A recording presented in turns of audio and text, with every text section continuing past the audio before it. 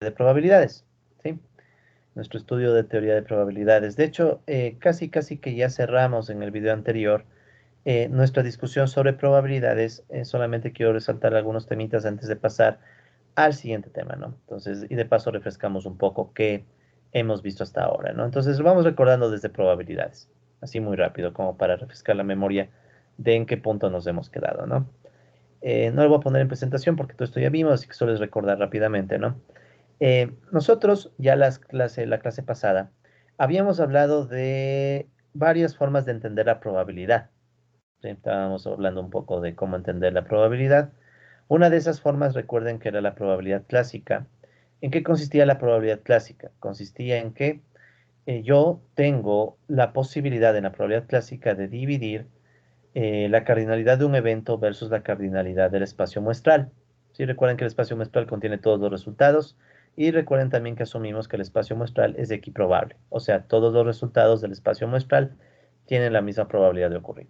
Entonces, la probabilidad clásica, ¿qué es lo que hace? En definitiva, dice, ok, toma todos los resultados del evento de interés, ¿sí? Cuéntalos, o sea, saca la cardinalidad y divide para el total de resultados posibles. ¿Ya? Eso nos da un número y ese número es la probabilidad clásica. ¿Sí? Ejemplo fácil, si quiero la probabilidad de que lance un dado, digamos que ese es mi experimento, lanzar un dado y de lanzar un dado quiero el evento par, ¿sí? El evento par. Entonces, si yo le puse a mi omega, por ejemplo, 1, 2, 3, 4, 5, 6, recuerden que uno escoge arbitrariamente como le llama, y el a par significaría entonces 2, 4, 6. Entonces, nuestro enfoque de probabilidad clásica es el enfoque de coger y dividir 3, que son los casos de A, para el total de casos 6, que me da un medio.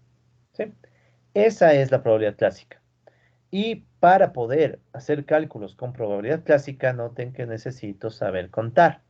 Contar los casos, que no es fácil, ¿no? O sea, uno dice, bueno, en un dado es fácil, pero en otros casos ya es más engañoso. Entonces, para contar casos, se usan las técnicas de conteo, que es el tema que vamos a ver hoy día. ¿Sí? Entonces, se usan las técnicas de conteo. Básicamente es análisis combinatorio. Así se le llama, ¿no? Es análisis combinatorio, pero vamos a verlo muy rápido, ¿no? No tenemos la posibilidad de verlo tan a profundidad. Entonces, esa es la idea de la probabilidad clásica, que de hecho es la idea usual que tenemos de probabilidad en casos discretos donde el espacio muestral es equiprobable, ¿no? El lanzamiento de un dado, una moneda, o como está planteado en este ejemplo, lanzar al mismo tiempo dado y moneda, ¿no? Entonces ahí ustedes podrán notar que tenemos un caso equiprobable, ¿no? Esta es la probabilidad clásica. Y habíamos dicho que la probabilidad clásica sigue algunas propiedades que están en la lámina. ¿Sí? La probabilidad de omega es 1, la probabilidad de cualquier evento es positiva o 0. Cuando tenemos eventos excluyentes, o sea, la intersección es vacía, entonces la probabilidad de la unión es la suma de probabilidades y eso se puede extender a una serie infinita. ¿Ya? Esa era la probabilidad clásica. Luego habíamos hablado de la probabilidad frecuentista. Esto llevó a una discusión interesante, ¿no? En la probabilidad frecuentista, ¿qué es lo que hacemos? Nosotros sacamos la probabilidad de un evento a través de esta función que la podemos ver en pantalla. ¿Qué es esta función? Pensemos en un experimento aleatorio, epsilon, ¿ya? Con espacio muestral omega, y decimos que, ok, vamos a asumir que este experimento se repite n veces, ¿ya? N veces. Entonces, n es el número de veces que se repite el experimento, las repeticiones del experimento, o si quieren, las simulaciones. En cambio, n de a es una función. Es una función que me dice el número de veces que obtenemos a en las repeticiones. Número de veces de a en n. O sea, si yo lanzo una moneda 100 veces, n sería 100 por lanzar 100 veces la moneda. Y n de a sería el número de veces que sale, por ejemplo, cara. 80, digamos. ¿Sí? De hecho, y ahorita que me acabo de acordar, en la clase pasada nosotros habíamos puesto un ejemplo numérico haciendo una simulación de lanzamiento de moneda en Excel, ¿no? Recordarán ustedes. Disculparán el desorden en el escritorio. Este Excel creo que es, ¿ya? Voy a abrirlo. Entonces, nosotros en la probabilidad frecuentista, mientras se carga, seguimos. ¿Qué hacemos? En el enfoque frecuentista lo que hacemos es dividir el número de veces. Dios, un segundo. Dividimos el número de veces que obtenemos el resultado versus el número total de repeticiones del experimento, ¿sí? Entonces, si lanzamos una moneda 100 veces y en 80 nos sale cara, la división por realizar, o sea, NA sobre N sería 80 sobre 100, ¿no? Que eso nos da 0,8. Y este número ya nos genera complicaciones. ¿Por qué? ¿Qué significa? Que de cada 100 lanzamientos que hicimos, 80 fueron cara, cuando lo lógico, lo que esperaríamos es que salga un medio. Eso nos dice la probabilidad clásica, ¿sí? Entonces, en el enfoque frecuentista, ¿qué estamos viendo? Que este es un enfoque empírico, o sea, es un enfoque de aplicación, simulación, datos reales, etcétera, en donde comparamos ocurrencias versus repeticiones del fenómeno, ¿no? Es una comparación de ocurrencias versus repeticiones. Y en esas comparaciones de ocurrencias versus repeticiones puede surgir el hecho de que no nos acerquemos a la probabilidad, ¿sí? ¿Y eso qué nos termina provocando? Pues volvamos a escribir aquí la ratio, n de a sobre n. Entonces terminamos con la necesidad de que este tipo de análisis solo sería válido para entender probabilidades cuando llevamos el número de experimentos al límite cuando n tiene infinito. Que ya saben, infinito aquí más bien significa n, hazle cada vez más y más grande, ¿ya? Entonces aquí recuerden que esto ya vimos la clase pasada, ¿no? Aquí tienen la simulación, de hecho voy a ponerle un título, ¿ya? Ya voy a subir este Excel, todos los Excel que hagamos, porque hemos de hacer algunos Excel, los he de subir después de nuestro material de clase, ¿no? Entonces voy a poner aquí simulación del lanzamiento de una moneda. Me da n veces, ¿ya? Entonces vamos a hacer la simulación del lanzamiento de una moneda n veces. Entonces vamos a aumentar el zoom para que se vea mejor. Ya. Entonces esto es lo que hicimos la clase pasada, ¿no? Voy a permitirme, bueno, no borremos, dejemos eso ahí. Ya, entonces, ¿qué hicimos la clase pasada? Les había mencionado cómo se puede simular este lanzamiento de una moneda, en donde asumimos que el evento que nos interesa es cara y el complemento, sí, A' le voy a poner aquí porque no quiero poner C. Entonces, el complemento, ¿cuál sería? En este caso solo le vamos a poner que el complemento es 0, que significa cruz. ¿Sí? El complemento es 0, que significa cruz. ¿Ya? Entonces, nosotros tenemos n representando qué cosa, ¿qué es n? El número de veces que se repite el experimento. Número de veces que tenemos el lanzamiento de la moneda. Hacemos 1000 lanzamientos de la moneda, ¿sí? N 1000 veces. Aquí está el resultado. Aquí ustedes tienen cómo se simula esto, ¿sí?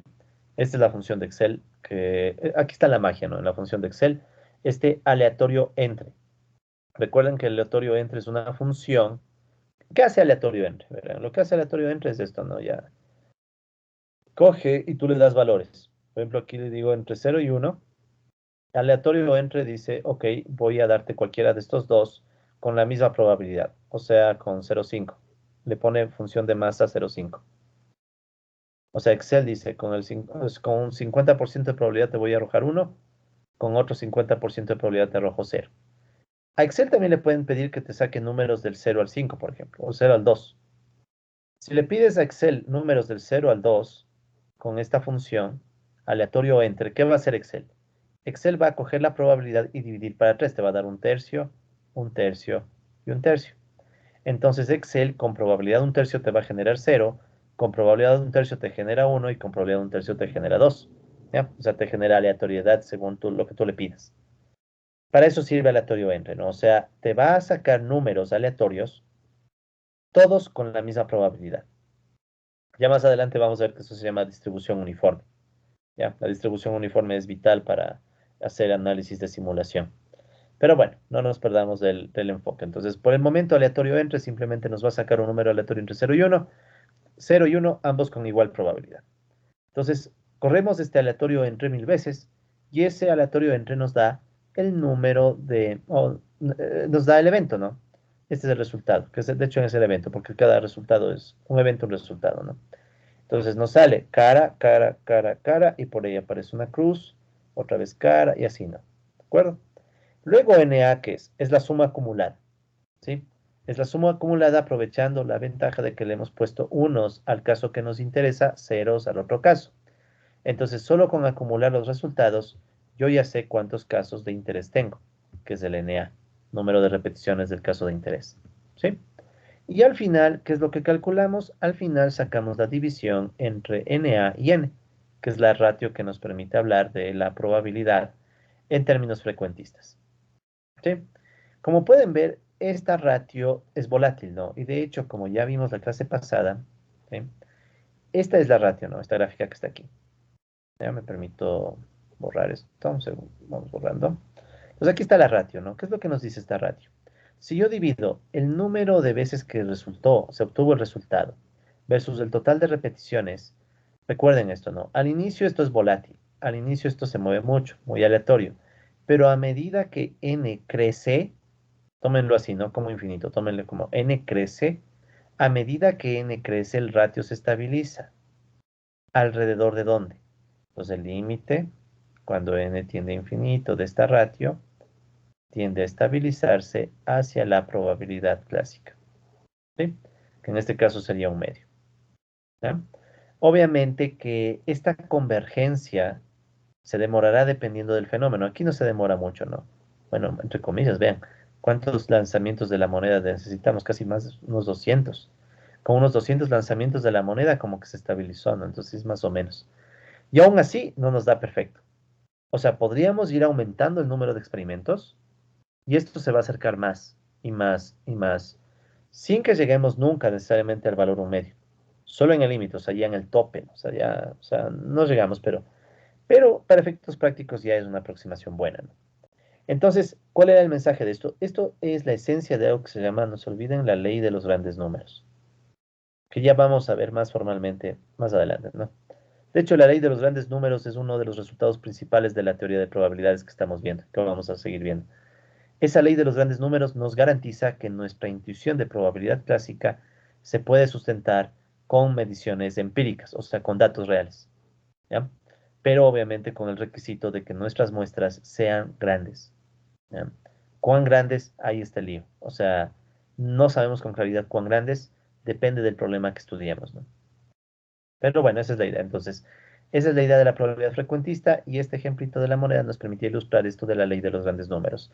Que si bien a corto plazo, cuando lanzas una moneda, no te va a salir cara el 50% de veces, si tú sigues y sigues lanzando y sigues y sigues y sigues, tarde o temprano vas a ver que el número de veces que sale cara se aproxima al un medio, que es el valor teórico de la probabilidad clásica. ¿Ya? Entonces ya habíamos visto eso.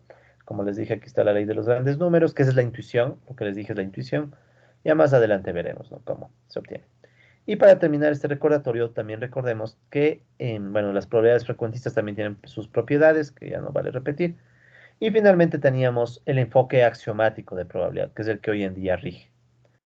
El enfoque axiomático de probabilidad se basa en que la probabilidad se va a definir como una función que parte de los eventos hacia un intervalo 0,1. ¿Ya? Y esa función cumple algunas reglas que les llamamos axiomas. Recuerden que los axiomas son proposiciones verdaderas por defecto. O sea, nosotros asumimos que son verdaderas, no nos detenemos a demostrar, sino que con esos axiomas construimos el resto de la teoría.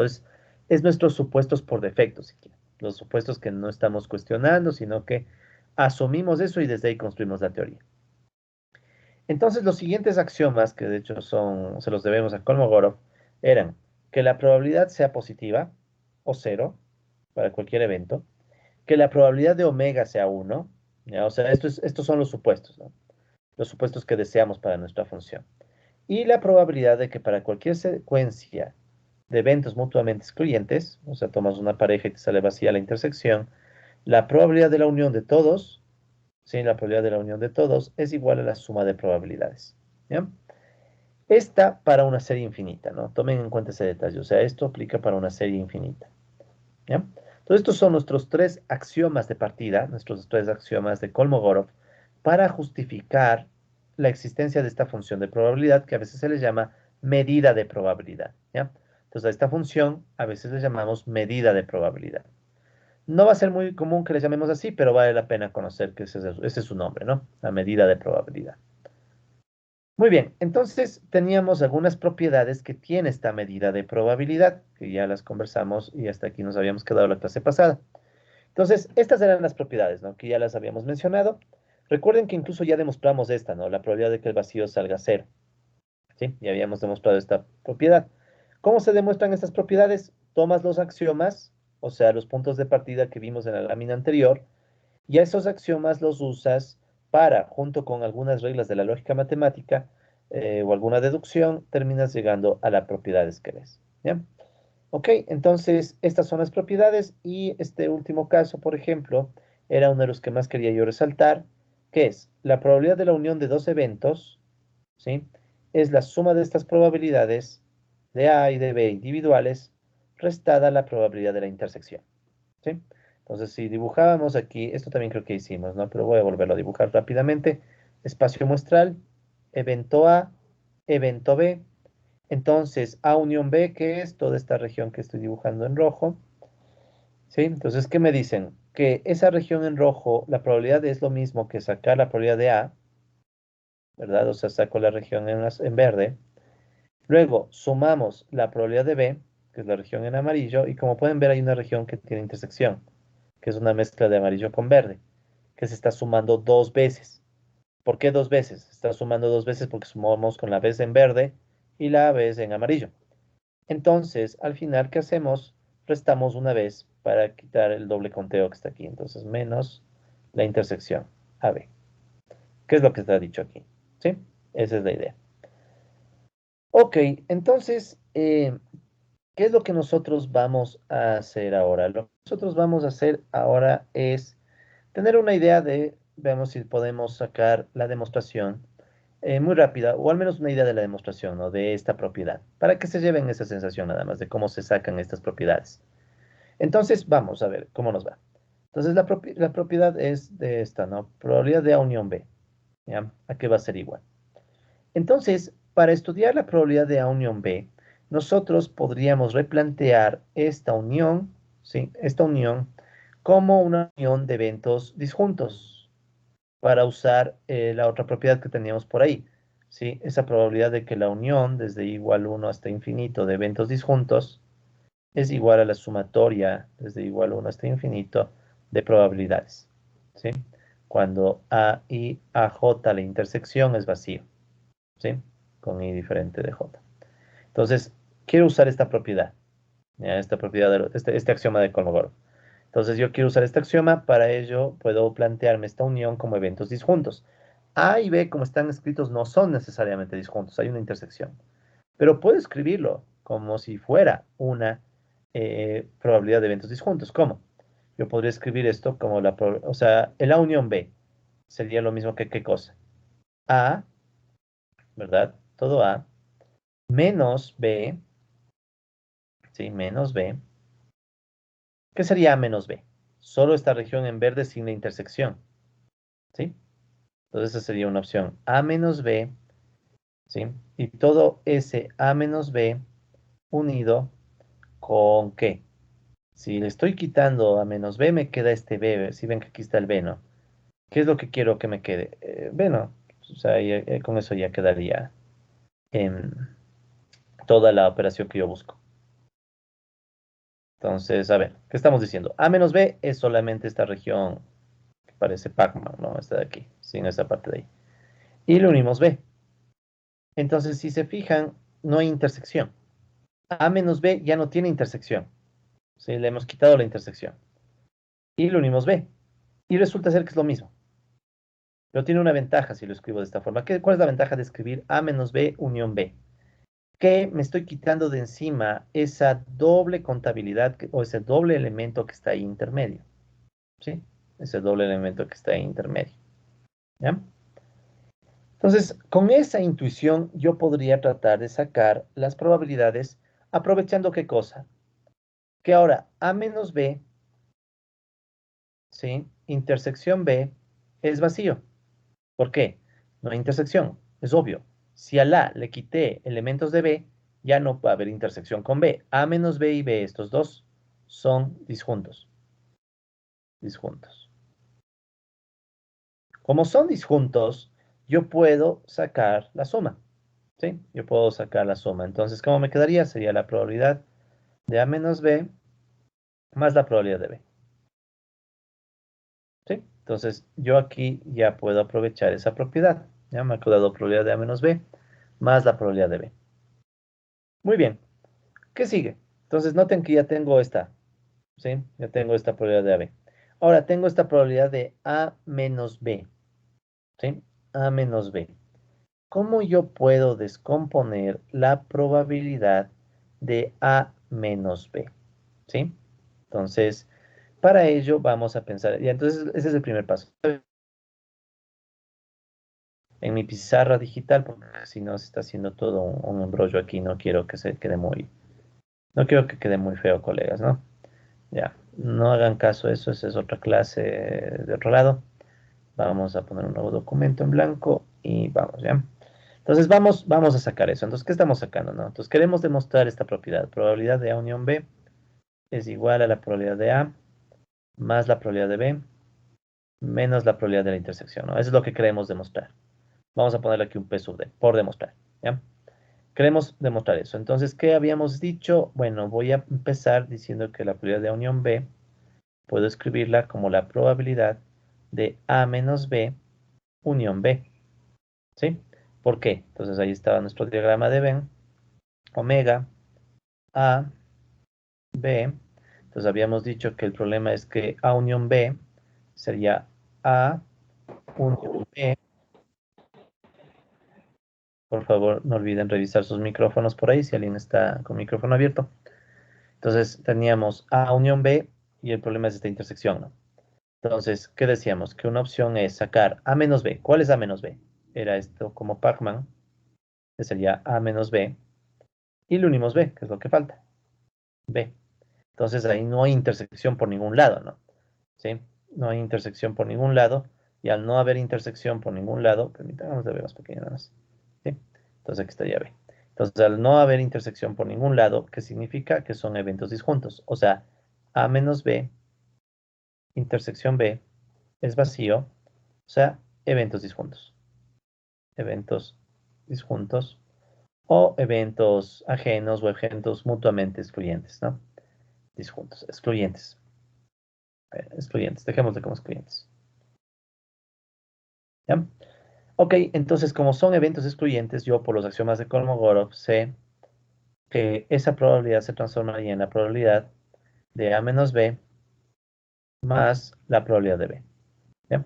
Esto es por un axioma. ¿Sí? Esto es por un axioma. Muy bien, entonces ya tengo yo esto. Verán, por si acaso, aquí estoy haciendo una trampita. ¿Sí? Estoy haciendo una trampita. Si alguien puede decirme cuál es la trampita que estoy haciendo aplicando el axioma, le doy un punto le doy un punto en alguna prueba, un punto extra, ¿ya? Ahí después vemos en dónde. ¿Ya? Entonces, si alguien se da cuenta qué trampita estoy haciendo al aplicar este axioma para romper la unión y transformarla en suma, ahí me avisan, ¿no? Ok, entonces, como son eventos disjuntos o eventos excluyentes, por el axioma de Kolmogorov, el tercero, yo puedo romper la unión en suma. ¿Bien? Ahora yo quiero entender cuál es la probabilidad de A menos B, porque ya tengo B, o sea, si ven que ya tengo una pieza de la demostración, tengo B. Quiero ahora saber cuál es la probabilidad de A menos B. ¿Cómo obtengo eso? Entonces, pensemos en cuál es la probabilidad de A. ¿Cuál es la probabilidad de A? Entonces, pensemos en A. Yo puedo decir que la probabilidad de A es igual a ¿qué cosa? Es igual a la probabilidad de A menos B, ¿sí? O mejor dicho, antes de hacer esto, ¿no? ¿A qué es igual A directamente? A yo puedo escribirle de esta forma, fíjense. A unión A menos B. Perdón, A intersección B. ¿Puedo escribir esto? Veamos, tiene sentido. ¿Qué es eso de A unión A? Perdón, ¿qué dije? Disculpen un segundito. Aquí me trabé, ¿no? A ver, sería probabilidad de A igual a menos B, ya, ahí sí. A menos B unión A intersección B. Ya, es lo que quería decir. Ya, disculpen, ahí me trabé un segundo. Ya, a ver, ¿qué o cómo, cuándo? ¿Qué es esto? Ya, entonces vamos a ver un ratito esto, ¿no? Vamos a hacer otro diagrama de Venn. Entonces aquí está mi omega. Pensemos solo en A. O bueno, pensemos nomás en los dos, A y B. Ya, tenemos A y B. Ahora quiero que pensemos cómo puedo yo descomponer A en eventos disjuntos. Es lo que yo quiero. ¿Cómo yo descompongo A en eventos mutuamente excluyentes? Entonces, si se fijan, y ahora pensando solo en A se compone de dos piezas. Esta región en rojo que es A menos B, y una región en azul que es, ¿qué cosa? A intersección B. Entonces, estamos de acuerdo que esta región en rojo y esta región en azul no tienen intersección. ¿Sí? Entre rojos y azules no hay intersección. Está clarísimo, el diagrama de Venn lo deja en claro, no hay intersección. Como no hay intersección, entonces, ¿qué es lo que puedo hacer? Descomponer, nuevamente aplico el axioma de Kolmogorov el tercero, ¿y en qué se transformará esto? Que la probabilidad de A es igual a la probabilidad de A menos B más la probabilidad de A intersección B. ¿Sí? O sea, rompí la unión, se transforma en suma. Aprovechando que A menos B y A intersección B son eventos excluyentes. Finalmente, ¿qué puedo hacer? De aquí yo puedo despejar que la probabilidad de A menos B, ¿a qué va a ser igual? A la probabilidad de A, y este que está sumando pasaría a restar, sería menos probabilidad de A intersección B. ¿Sí? Finalmente, ¿qué me queda por hacer? Ya, solamente me quedaría por hacer, si se acuerdan que yo estaba en esta operación de aquí arriba, ¿no? Probabilidad de unión B, probabilidad de unión B es igual a probabilidad de A menos B más probabilidad de B. Y yo ya sé que es probabilidad de A menos B, entonces simplemente reemplazo. Entonces, reemplazando, voy a ponerle números, ¿ya? Esto le voy a llamar la ecuación 1, esto le voy a llamar la ecuación 2. Reemplazando 2 en 1, ¿qué obtenemos? Entonces, ¿cuál es la ecuación 1? La ecuación 1, recuerden que me decía que la probabilidad de unión B, ¿sí? Probabilidad de unión B era igual a la probabilidad de A menos B más la probabilidad de B. ¿Ya? Eso era esta de acá, ¿no? La ecuación 1. Acá no era nada más que plantear el... Ya recuerden que esto es lo que quiero demostrar, ¿no? Por demostrar. Esto es lo que quiero demostrar. Ya, entonces simple y llanamente, ¿qué voy a hacer? Esta es mi ecuación 1, ¿sí? Esta de aquí. Y reemplazo la 2, que es la que está acá arribita. Entonces, ¿qué me va a quedar? Probabilidad de unión B igual a probabilidad de A menos B, pero eso ya sé que es la probabilidad de A menos la probabilidad de A intersección B, y más, entonces esto es el reemplazo de esta cosa de aquí, ¿no? Este A menos B es todo este término, y más la probabilidad de B. Y ya está, demostrado. Porque esa es la misma propiedad. Probabilidad de A más probabilidad de B menos probabilidad de A intersección B. Probabilidad de A, probabilidad de B menos probabilidad de A intersección B. ¿Ok? Entonces, esa es la demostración. Claro, un poquito de desorden, les pido disculpas porque no tengo mucho interés, repito una vez más, en que ustedes se sepan cómo hacer así al detalle las demostraciones. No tengo mucho interés en eso. Mi interés más bien es en que sepan que así se construye la teoría. Sí, o sea, que se queden con el recuerdo de que, claro, es que detrás hay unas demostraciones y todo que no vamos a hacer, pero sabemos que están sustentadas, ¿no? A eso me refiero. Uno. Y dos, para darle todo el valor del mundo a la propiedad 3, al axioma 3. Propiedad, perdón, al axioma 3. Darle todo el valor del mundo a ese axioma que permite transformar la unión en suma. Entonces se pueden dar cuenta que ese axioma que transforma la unión en suma es clave, ¿no? Es clave para poder construir las propiedades que vienen más adelante, ¿no? Entonces, esa es la idea, colegas, de la teoría de probabilidades, de la definición de probabilidad en el enfoque axiomático que manejamos hoy por hoy. ¿Ya? Van a tener ustedes estas láminas, van a tener estos apuntes, así que no se preocupen en memorizarse propiedades, más bien vayan interiorizando qué está detrás, ¿no? O sea, detrás de cada una de estas viene una demostración, usar los axiomas, etcétera, etcétera. ¿Ya? Listo. ¿Nadie encontró tal vez la trampita que estoy haciendo por aquí? ¿Sí? ¿Quieren más tiempo? Demos un poco más de tiempo, no piénsenle. ¿Qué trampita estoy haciendo yo al aplicar este axioma y ver los eventos excluyentes? ¿Ya? Una trampita por ahí. O sea, estoy aplicando una pequeña trampa al momento de aplicar esta propiedad. ¿Ya? Bueno, vamos ahora al siguiente tema, ¿no? Al siguiente tema que nos compete para ahora. Seguimos en la misma discusión de teoría de probabilidades, ¿no? Probabilidades, conteo y condicionalidad. Seguimos en eso.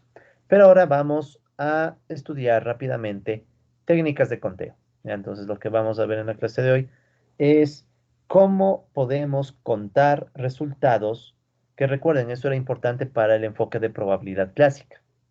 ¿Sí? Para el enfoque de probabilidad clásica era importante comprender que se pueden contar los resultados de un experimento, ¿no? Bien, entonces nos concentramos ahora en ese tema. ¿Ya? Vamos, entonces, como nosotros habíamos dicho, las técnicas de conteo básicamente permiten identificar el número de elementos que tiene un conjunto. ¿Ya? Es una forma de hacer conteos para saber cuántos elementos hay en un conjunto, aplicando análisis combinatorio y un montón de cosas más. ¿Sí? Eh, ¿Por qué nos motiva estudiar esto, aunque sea de forma muy breve?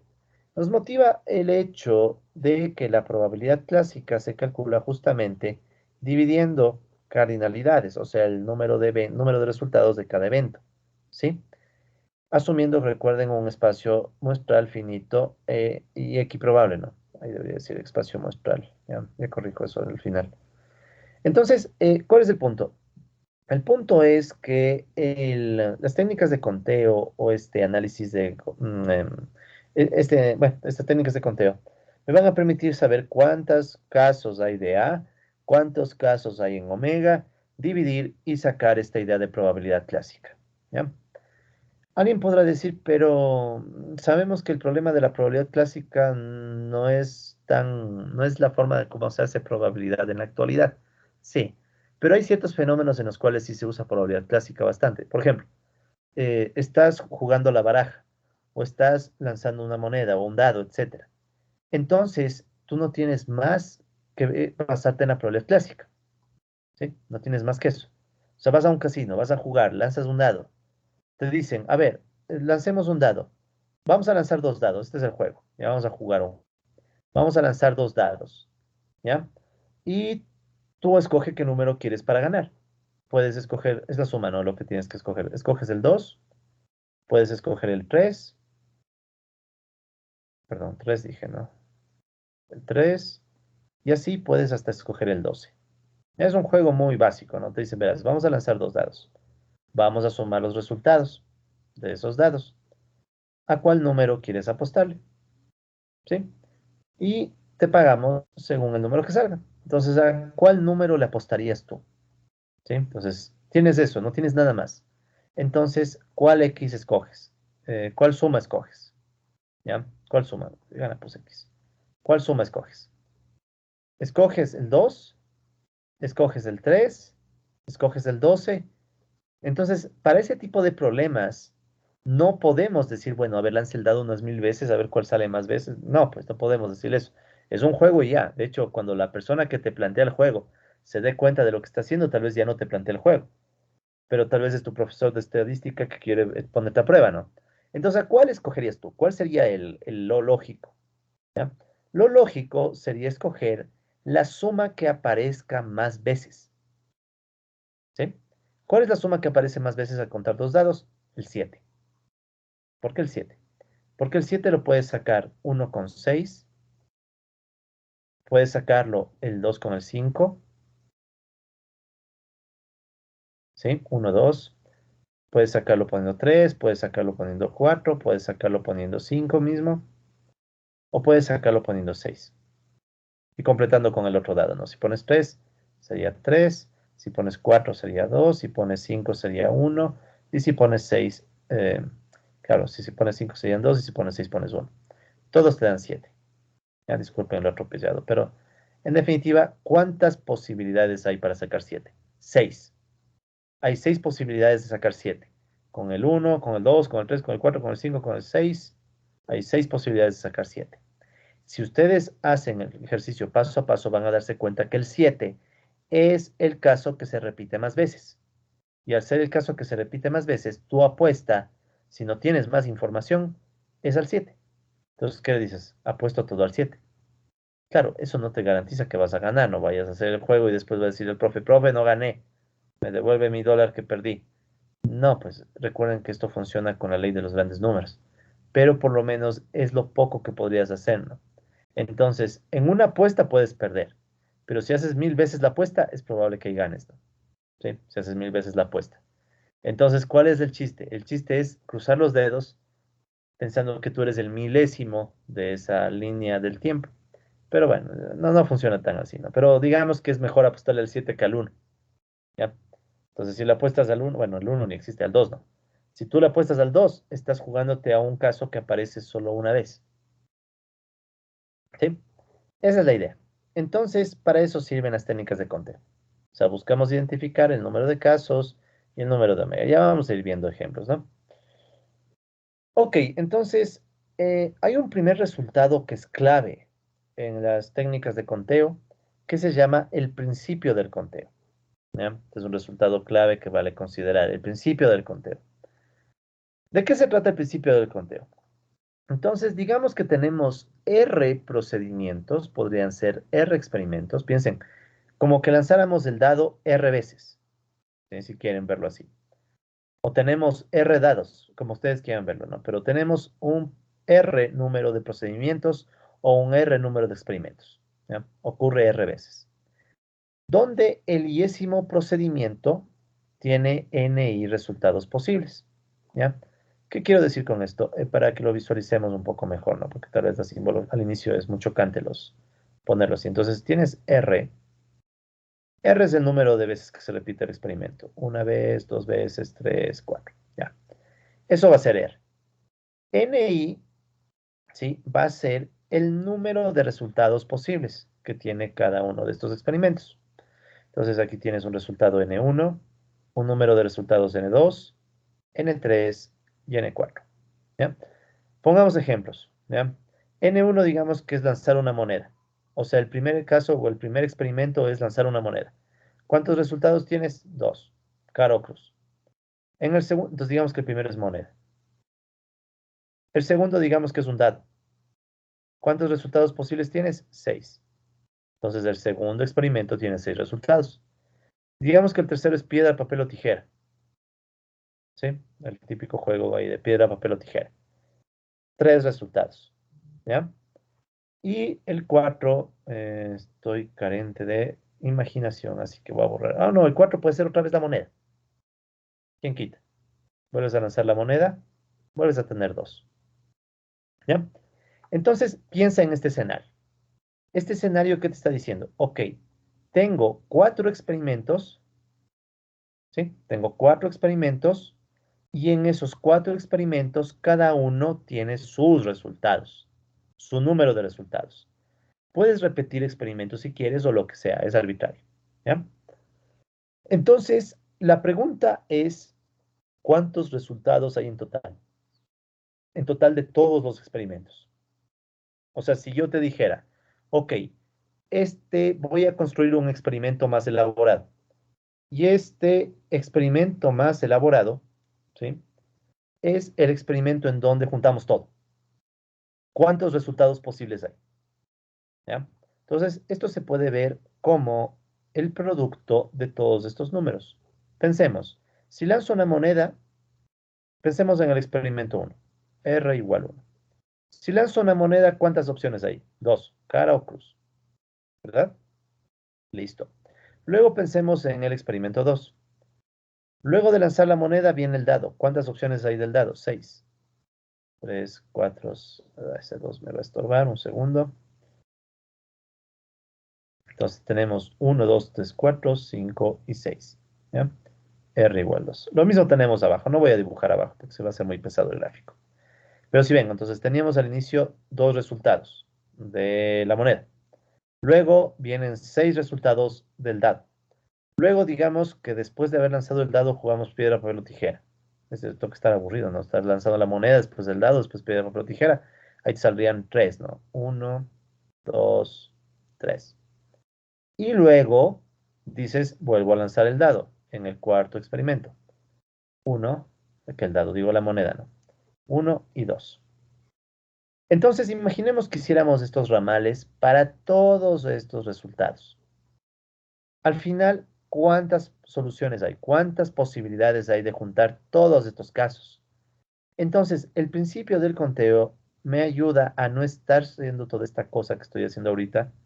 Se me haría un gráfico inmanejable, sino que simplemente dice, ok, si tenemos esto, tenemos el experimentos donde sabemos que cada uno tiene un resultado, simplemente multiplícalos todos. Por ejemplo, 2 por 6, 6 por 2, a ver, sería 3 por 2 es 6. 6 por 6, 36. 36 y por 2, 72. O sea, tienes en total 72 resultados. ¿Sí? O sea, simplemente hay que multiplicar. ¿Sí? Multiplicas y tienes el número de resultados. Y eso es lo que te dice aquí la lámina.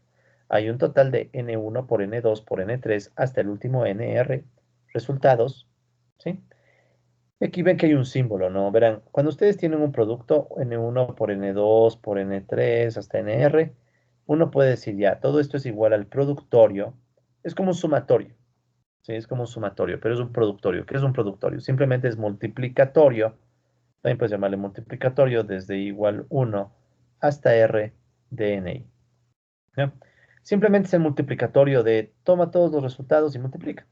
¿Ya? Sino que es una forma compacta para no estar escribiendo N1 por N2 por N3. Es lo mismo. ¿Ya? Multiplicatorio de todos los N para cada I, para cada experimento. ¿Ok? Esa sería una opción. O bueno, esa sería la opción, ¿no? Entonces tú ya sabes que en este ejemplo tienes 72 resultados porque solo hay que multiplicar. ¿Ya? Claro, hay un supuesto detrás de esto. ¿Cuál es el supuesto? De que la moneda no afecta para nada al dado y el dado no afecta para nada al piedra, papel o tijera. ¿Sí? Porque, ¿qué tal si fuera el juego? Ok, lanzo un dado, lanzo una moneda. Si sale cara, jugamos al dado. Si sale cruz, jugamos piedra, papel o tijera. Entonces ya te distorsiona un poco los resultados, ¿no? Pero en el caso de que sean experimentos totalmente independientes del uno del otro, solo multiplicas. ¿Ya? Ese es el principio del conteo. Multiplica todos los resultados, te va a dar el número de resultados total. ¿Ya? Entonces, si consideramos los procedimientos o experimentos epsilon del 1 al n, y digamos que cada epsilon tiene un espacio muestral, ¿sí? Un espacio muestral que recoge los resultados de cada experimento. ¿Qué significa? La cardinalidad de este omega va a ser n. ¿Ya? Estoy diciendo lo mismo de acá arriba, sino que de forma un poco una manera un poco más formal, ¿no? Entonces, ¿qué es lo que estoy haciendo aquí? Fíjense, estoy diciendo, ok, tengo un experimento. Ese experimento tiene un espacio muestral, o sea, ahí en ese conjunto están todos los resultados. Saco la cardinalidad de ese conjunto que obtengo, el número de resultados, n, un número, ¿ya? Entonces, ¿qué es lo que estoy diciendo? Que ese número, si yo le multiplico esos números, es lo mismo que multiplicar la cardinalidad de estos epsilon, o sea, la cardinalidad de los eventos, ¿qué digo? De los experimentos, que es lo mismo que hacer la cardinalidad del producto cruz, del producto cartesiano, perdón, cartesiano. Un poquito errático ya, disculpe, ya, producto cartesiano. Esto no es, o sea, es un poco intrincado, pero al final, ¿qué están diciendo? Simple y llanamente, recuerden que era el producto cartesiano, no era nada del otro mundo, no era simplemente coge, recuerden, ¿no? Comparas dos cosas y sacas todos los puntos, todas las combinaciones. Entonces, lo único que te está diciendo es multiplica todas las combinaciones, ¿ya? Eso en definitiva. No le vamos a parar mucha bola a esta definición más formal porque estamos cortos de tiempo. Pero bueno, quédense más bien con el ejemplo que pusimos, ¿no? Tienes un dado, una moneda, digamos, si solo hubiera un dado y una moneda, o sea, dado y moneda, ¿cuántos resultados posibles hay? Dado son 6, moneda son 2, 6 por 2, 12. Listo. Ahí estás aplicando el principio del conteo. Se acabó. ¿Ya? O sea que si tienes dos experimentos, donde cada experimento no va a afectar al otro, simplemente hay que multiplicar el número de resultados y te da el resultado total. ¿Ya? Esa es la idea. Entonces, bueno, aquí tenemos otro ejemplo que está un poquito más sencillo para captar la intuición del concepto, ¿no? Más que otra cosa. Entonces, digamos que tenemos una urna y en esa urna tenemos dos papeles. Una urna. Y en esa urna tenemos un par de papelitos, un primer papelito que está con el nombre A1 y otro con el nombre A2, ¿ya? Puede ser A1, digamos que es Ana, y A2 que sea Alicia, ¿ya? Y en cambio, otra urna, ¿sí? Y en otra urna tienes ahora tres papelitos. Tienes, puede ser el papelito B1, papelito B2, papelito B3. Entonces son tres nombres también, ¿no? Nombres o como tú quieras, ¿no? Llamémosle si quieres Betty, Betsabe o Valentina. Bueno, Valentina con B no queda, pero bueno, Belén, ya. Entonces, digamos que tiene esos nombres, ¿no? Ciertos nombres de mujeres todas, ¿por qué será? Bueno, ya nada. Entonces, tienes estas dos urnas con papelitos que son nombres de mujeres, bueno, como quieras, ¿ya? Entonces, ¿cuántos casos posibles hay? Entonces, vamos a plantearnos lo siguiente. Si se extrae un papel de cada urna para formar una pareja de nombres, ¿ya? O sea, yo tomo de esta urna tomo un papel y de la otra urna tomo otro papel y formo una pareja. ¿Cuál sería una pareja? Por ejemplo, una pareja sería la 1B1. O sea, juntemos a, qué sé yo, digamos, Ana y a Belén. ¿Ya? Entonces, ¿cuántas parejas hay posibilidades? En total, ¿cuántas parejas hay? ¿Ya? Entonces, aquí tenemos un clásico ejemplo donde podemos aplicar el principio del conteo, también se llama principio de multiplicación. ¿Ya? ¿Por qué? Porque no afecta en nada el papel que tome de la urna en uno, de la urna uno, versus el papel que tome en la otra urna 2. Digamos que esta es la urna uno y la otra es la urna 2. Entonces, el papel que yo tome en la urna uno no va a afectar en nada al papel que tome yo en la urna 2. Entonces, ¿cuántas opciones pueden haber? ¿Ya? Entonces, aquí hay un esquemita que ya nos da resolviendo el problema. Entonces, digamos que primera urna, entonces aquí está la urna uno, tomas el papel A1. Si tomas el papel A1, luego, ¿qué opciones hay? Que la uno se junte con el B1, con el B2 o el B3. No hay más. Entonces, hasta ahí, ¿cuántas pares tienes? Tienes A1B1, A1B2, A1B3. No hay más, o sea, saqué un papel y después voy juntando con cada uno de los otros. Disculpen que borre lo de las urnas, pues para poder ver el resto de la gráfica, pero se capta la idea, ¿no? O sea, son dos urnas. Digamos que ahora en la misma urna uno sacamos primero el A2. Sacamos el nombre A2. Ese A2 se puede juntar igual solo con B1 o B2 o B3. No hay más. No hay más. Entonces, ahí estarían todas las parejas posibles que podemos formar con este ejemplo. A1B1, A1B2, A1B3, A2B1, A2B2, A2B3. En total, ¿cuántas parejas hemos formado? ¿Ya? Hemos formado dos parejas de la urna uno o sea, la urna uno aportó con dos casos, la urna 2 aportó con tres casos, entonces serían 2 por 3, 6. Aplicado el principio del conteo. ¿Sí? Eso es todo. Entonces se trata simple y llanamente de un principio en donde si yo sé que lo que pasa en la una urna no afecta a la otra urna, entonces yo puedo simplemente multiplicar resultados y obtengo todos los casos posibles. Entonces ahí yo les podría preguntar, ¿cuál es la probabilidad de que el primer papel salga a uno y el segundo salga a cualquier cosa? ¿Cuál es la probabilidad de eso? Fíjense, es probabilidad clásica. ¿Cuál es la probabilidad de que me salga A1 y el resto de papeles sean lo que sea? Entonces, ¿qué tengo que ver? Veo en mi arbolito y digo, a ver, ¿cuántos casos hay de A1? Hay uno, dos, tres casos. Entonces, la cardinalidad de A1 es 3. ¿Cuántos casos hay en total? 6. ¿Sí? Hay 6 casos, aquí están 6. Entonces, esa probabilidad es un medio. O sea, la probabilidad de que un papel salga a uno y el otro papel salga a cualquier cosa es un medio. O sea, si yo ya cuento los casos, ya puedo aplicar el principio, bueno, si aplico el principio del conteo y demás, yo ya puedo aplicar el o la noción de, de probabilidad clásica. ¿Sí? Ya puedo hacer la noción de probabilidad clásica. Muy bien, entonces, obviamente que los fenómenos y problemas que tiene el mundo no son tan sencillos como sacar dos papeles de una urna, ¿no? Bueno, fuera. El mundo tiene problemas mucho más complejos, graves, tristes, etcétera, y ante ello tenemos que considerar que hay que hacer mejoras al conteo según cada caso, ¿no? Entonces, hay algunas mejoras que se ha hecho a los conteos dependiendo de los diferentes fenómenos que enfrentamos, ¿no? Entonces, uno de esos es, por ejemplo, lo que se conoce como ordenaciones con repetición, ¿verdad? Esto ya me lo ha dado la experiencia porque ya he dado clases de esto algunas veces. A veces la gente se estresa de que, Dios, hay muchos nombres, ordenaciones, combinaciones, permutaciones, ¿ya? No se estresen aquí. Al final tenemos un cuadro de resumen de todas, entonces en un cuadrito va a estar resumido todo. Quiero que vayan captando intuiciones, ideas, vayan entendiendo, ¿ya? Así que no se estresen mucho por cuál era la orden con repetición, ya me olvidé. No, váyanse, déjense llevar, ¿sí? Déjense llevar.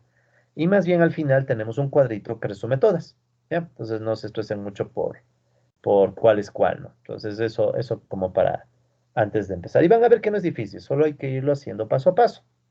Si lo hacemos bien paso a paso, lo hacemos rápido incluso. Bien, entonces vamos a empezar con este tipo particular de conteo que se conoce como la ordenación. A veces también en vez de ordenación se les llama variación con repetición, ¿ya? Dependiendo del libro que estén usando, a veces les llaman ordenación, a veces variación. Yo le voy a llamar ordenación, ¿ya? Pero es lo mismo, ordenación o variación con repetición. Entonces vamos paso a paso dibujando lo que nos van contando, ¿ya? Entonces, digamos, se tiene una urna, entonces dibujemos una urna, ¿ya? Digan que esto es una urna, con n objetos distinguibles, por ejemplo, con diferente numeración. O sea, dentro de la urna tienes un objeto uno, un objeto 2, un objeto 3 y un objeto 4. Nada del otro mundo, ¿sí? Simplemente tengo en esta urna 4 objetos distinguibles porque cada objeto tiene un número, ¿ya? Luego, supongamos que se extrae al azar uno de esos objetos. Entonces, hagámoslo literal. Extraes al azar uno de esos objetos. No sabemos cuál, pero extraes uno. Pongámosle más bonito eso. ¿Ya? Extraes uno de los objetos, no sabemos cuál. ¿Ya? Registras el número. Digamos que sacaste el 3, ¿ya? Sacas el 3. Luego vas a un papelito. En tu papelito escribes 3. ¿Sí? Luego vuelves a colocar en la urna. Entonces, sí van viendo, ¿no? Vamos de nuevo, ¿no? Tienes la urna con objetos distinguibles. Por ejemplo, tienen diferente numeración. Supongamos que se extrae al azar uno de esos objetos. Registras ese número, por ejemplo, en un papelito lo registramos. Luego vuelves a colocar el numerito, ¿sí? Vuelves a colocar el numerito. Voy a volver a dibujar la urna, pero ahora acá, ¿ya? Entonces al final, ¿qué te va a quedar? La misma urna con los mismos 4 numeritos. Uno, 2, 3, 4. ¿Sí? Vuelves a colocar el numerito en la urna, ¿sí? O sea, eso de volver a colocar en la urna le vamos a llamar hay repetición. ¿Por qué? Ya vamos a ver por qué, pero primero terminemos de explicar el fenómeno, ¿ya? Entonces esto le llamamos, este pasito le llamamos hay repetición. Este pasito, ¿no? El otro pasito era extraemos aleatoriamente, extracción aleatoria, ¿no? Extracción aleatoria. Ya, entonces volvemos a poner el numerito 3 en la urna y repetimos. Y se vuelve a realizar el proceso, o sea, repetir. Ok, entonces imaginemos el proceso ya en su totalidad, ¿no? Tienes la urna del 1, 2, 3, 4. Sacas un numerito, 3, registras, guardas. Vuelves a repetir, o sea, vuelves a extraer. Y ahí está lo de repetición. ¿Por qué? Porque si vuelves a repetir y como el 3 ya quedó otra vez en la urna, puede volverte a salir 3. Claro, pues vuelves a sacar, a ver otra vez el 3. Bueno, le guardas, repites y ahora sale un 2. ¿Ya? Entonces, en este caso, por ejemplo, ¿cuántas veces hicimos el ejercicio? Repetimos el ejercicio. Aquí hicimos 3 veces, ¿no? O sea, se repite R veces. R veces. En este caso, las veces van a estar registradas en el papelito. Aquí 3 veces. ¿Ya? 3 veces. Muy bien. Entonces, aquí está todo el diseño del problema. Entonces, la cuestión es, o la pregunta es, ¿cuántas muestras distintas se pueden obtener bajo estas condiciones? ¿Cómo? O sea, si yo hago este ejercicio, saco 3 veces el papelito, tengo 3 números, 3, 3, 2. Pero pudo ser que en otra ocasión, ¿qué me pudo haber salido en vez de 3, 3, 2? Pude haber sacado primero el 1, después otra vez el 3 y después el 4. Y otro papelito, en cambio, ¿qué me pudo haber sacado? Primero pudo haber sacado no sé, el 4, después me pudo haber salido el 1, después me pudo salir otra vez el 4 y así. Entonces, ¿qué es lo que nos están preguntando? ¿Cuántas veces? O sea, esto sería una, o sea, ¿cuántas de estas son posibles? O sea, hasta aquí están 3, ¿no? Una, 2, 3. ¿Cuántas son posibles? No me voy a poner a sacar toditas una por una, pero la intuición ya me va a ayudar a resolver el problema. ¿Sí? Entonces, ese es el problema, ¿ya? Ese es el problema. Si quieren, incluso, bueno, después cuando estén viendo el video, ya ahorita no, porque tenemos que avanzar, pero cuando estén viendo el video, ustedes pueden aquí poner pausa y si quieren pueden sacar una captura de este dibujito para reforzar el argumento, ¿no? De hecho, sería sano, ¿no? O sea, sería sano que ustedes, de hecho, me voy a guardar este dibujito, ¿no? Siempre que tengo que explicar, tengo que volver a hacer el dibujito y no quiero estar volviendo a hacer. Ya, entonces lo voy a poner por acá, ya. Entonces, ni se preocupen, ya, que ni eso, ya. Ok, entonces, si ustedes quieren, pueden ponerle pausa al video y pueden copiar el dibujito más bonito, ¿no? Y dejarle más chévere. Ok, voy a borrar, pero está captado el mensaje, repito, ¿no? Entonces tenemos la urna, sacamos un papel, un elemento, anotamos el elemento en el papelito, guardamos, y ese hecho de guardar significa que hay repetición porque puede volver a repetirse el número, ¿sí? Y hacemos esto hasta obtener R veces, o sea, tener R números, ¿sí? O sea, hasta tener R veces este número, ¿no? O el otro o el otro. O sea, tenemos aquí 3, por ejemplo. Aquí R sería 3, porque son 3 números. O sea, hicimos 3 veces toda esta vuelta, ¿ya? Claro, uno dirá, ¿y esto qué tiene de realista? Toca uno darse cuenta cuando uno puede ver el problema complejo y transformarlo en esto, ¿no? ¿Sí? Ya vamos a ver ejemplos, ¿no? Pero primero entendamos la esencia del problema. Ya. Entonces, bajo esas circunstancias del bendito papelito, ¿sí? Que su dibujo está acá, ¿ya? Entonces, aquí está el dibujito, ya que me lo guardé. Entonces, ¿cómo obtengo yo este número de veces que sucede? ¿O cuántos papelitos posibles puedo obtener? ¿Cuántas formas de ordenar? ¿Cuántas ordenaciones tengo? ¿Ya? Entonces, esto es fácil, verán. Primero pongamos el nombre. A este caso, a este número de muestras se le llama ordenaciones o variaciones con repetición. Ya ven por qué es repetición, porque podemos volver a repetir el número. De n objetos en muestras de tamaño R. Entonces hay que distinguir qué son n. N era el número inicial de objetos. En nuestro ejemplo, ¿cuántos teníamos? N era igual a 4. Teníamos 4 objetos, ¿no? Eran 4 objetos, n igual 4. Y aparte de eso, nosotros tenemos, ¿qué cosa? R es el número de veces que va a estar en el papelito escrito, ¿sí? R veces, que en este caso es R igual 3. ¿Ok? Ya. Voy a pedirles un segundo, atiendo, parece una llamada importante. Disculpen, un segundo nada más.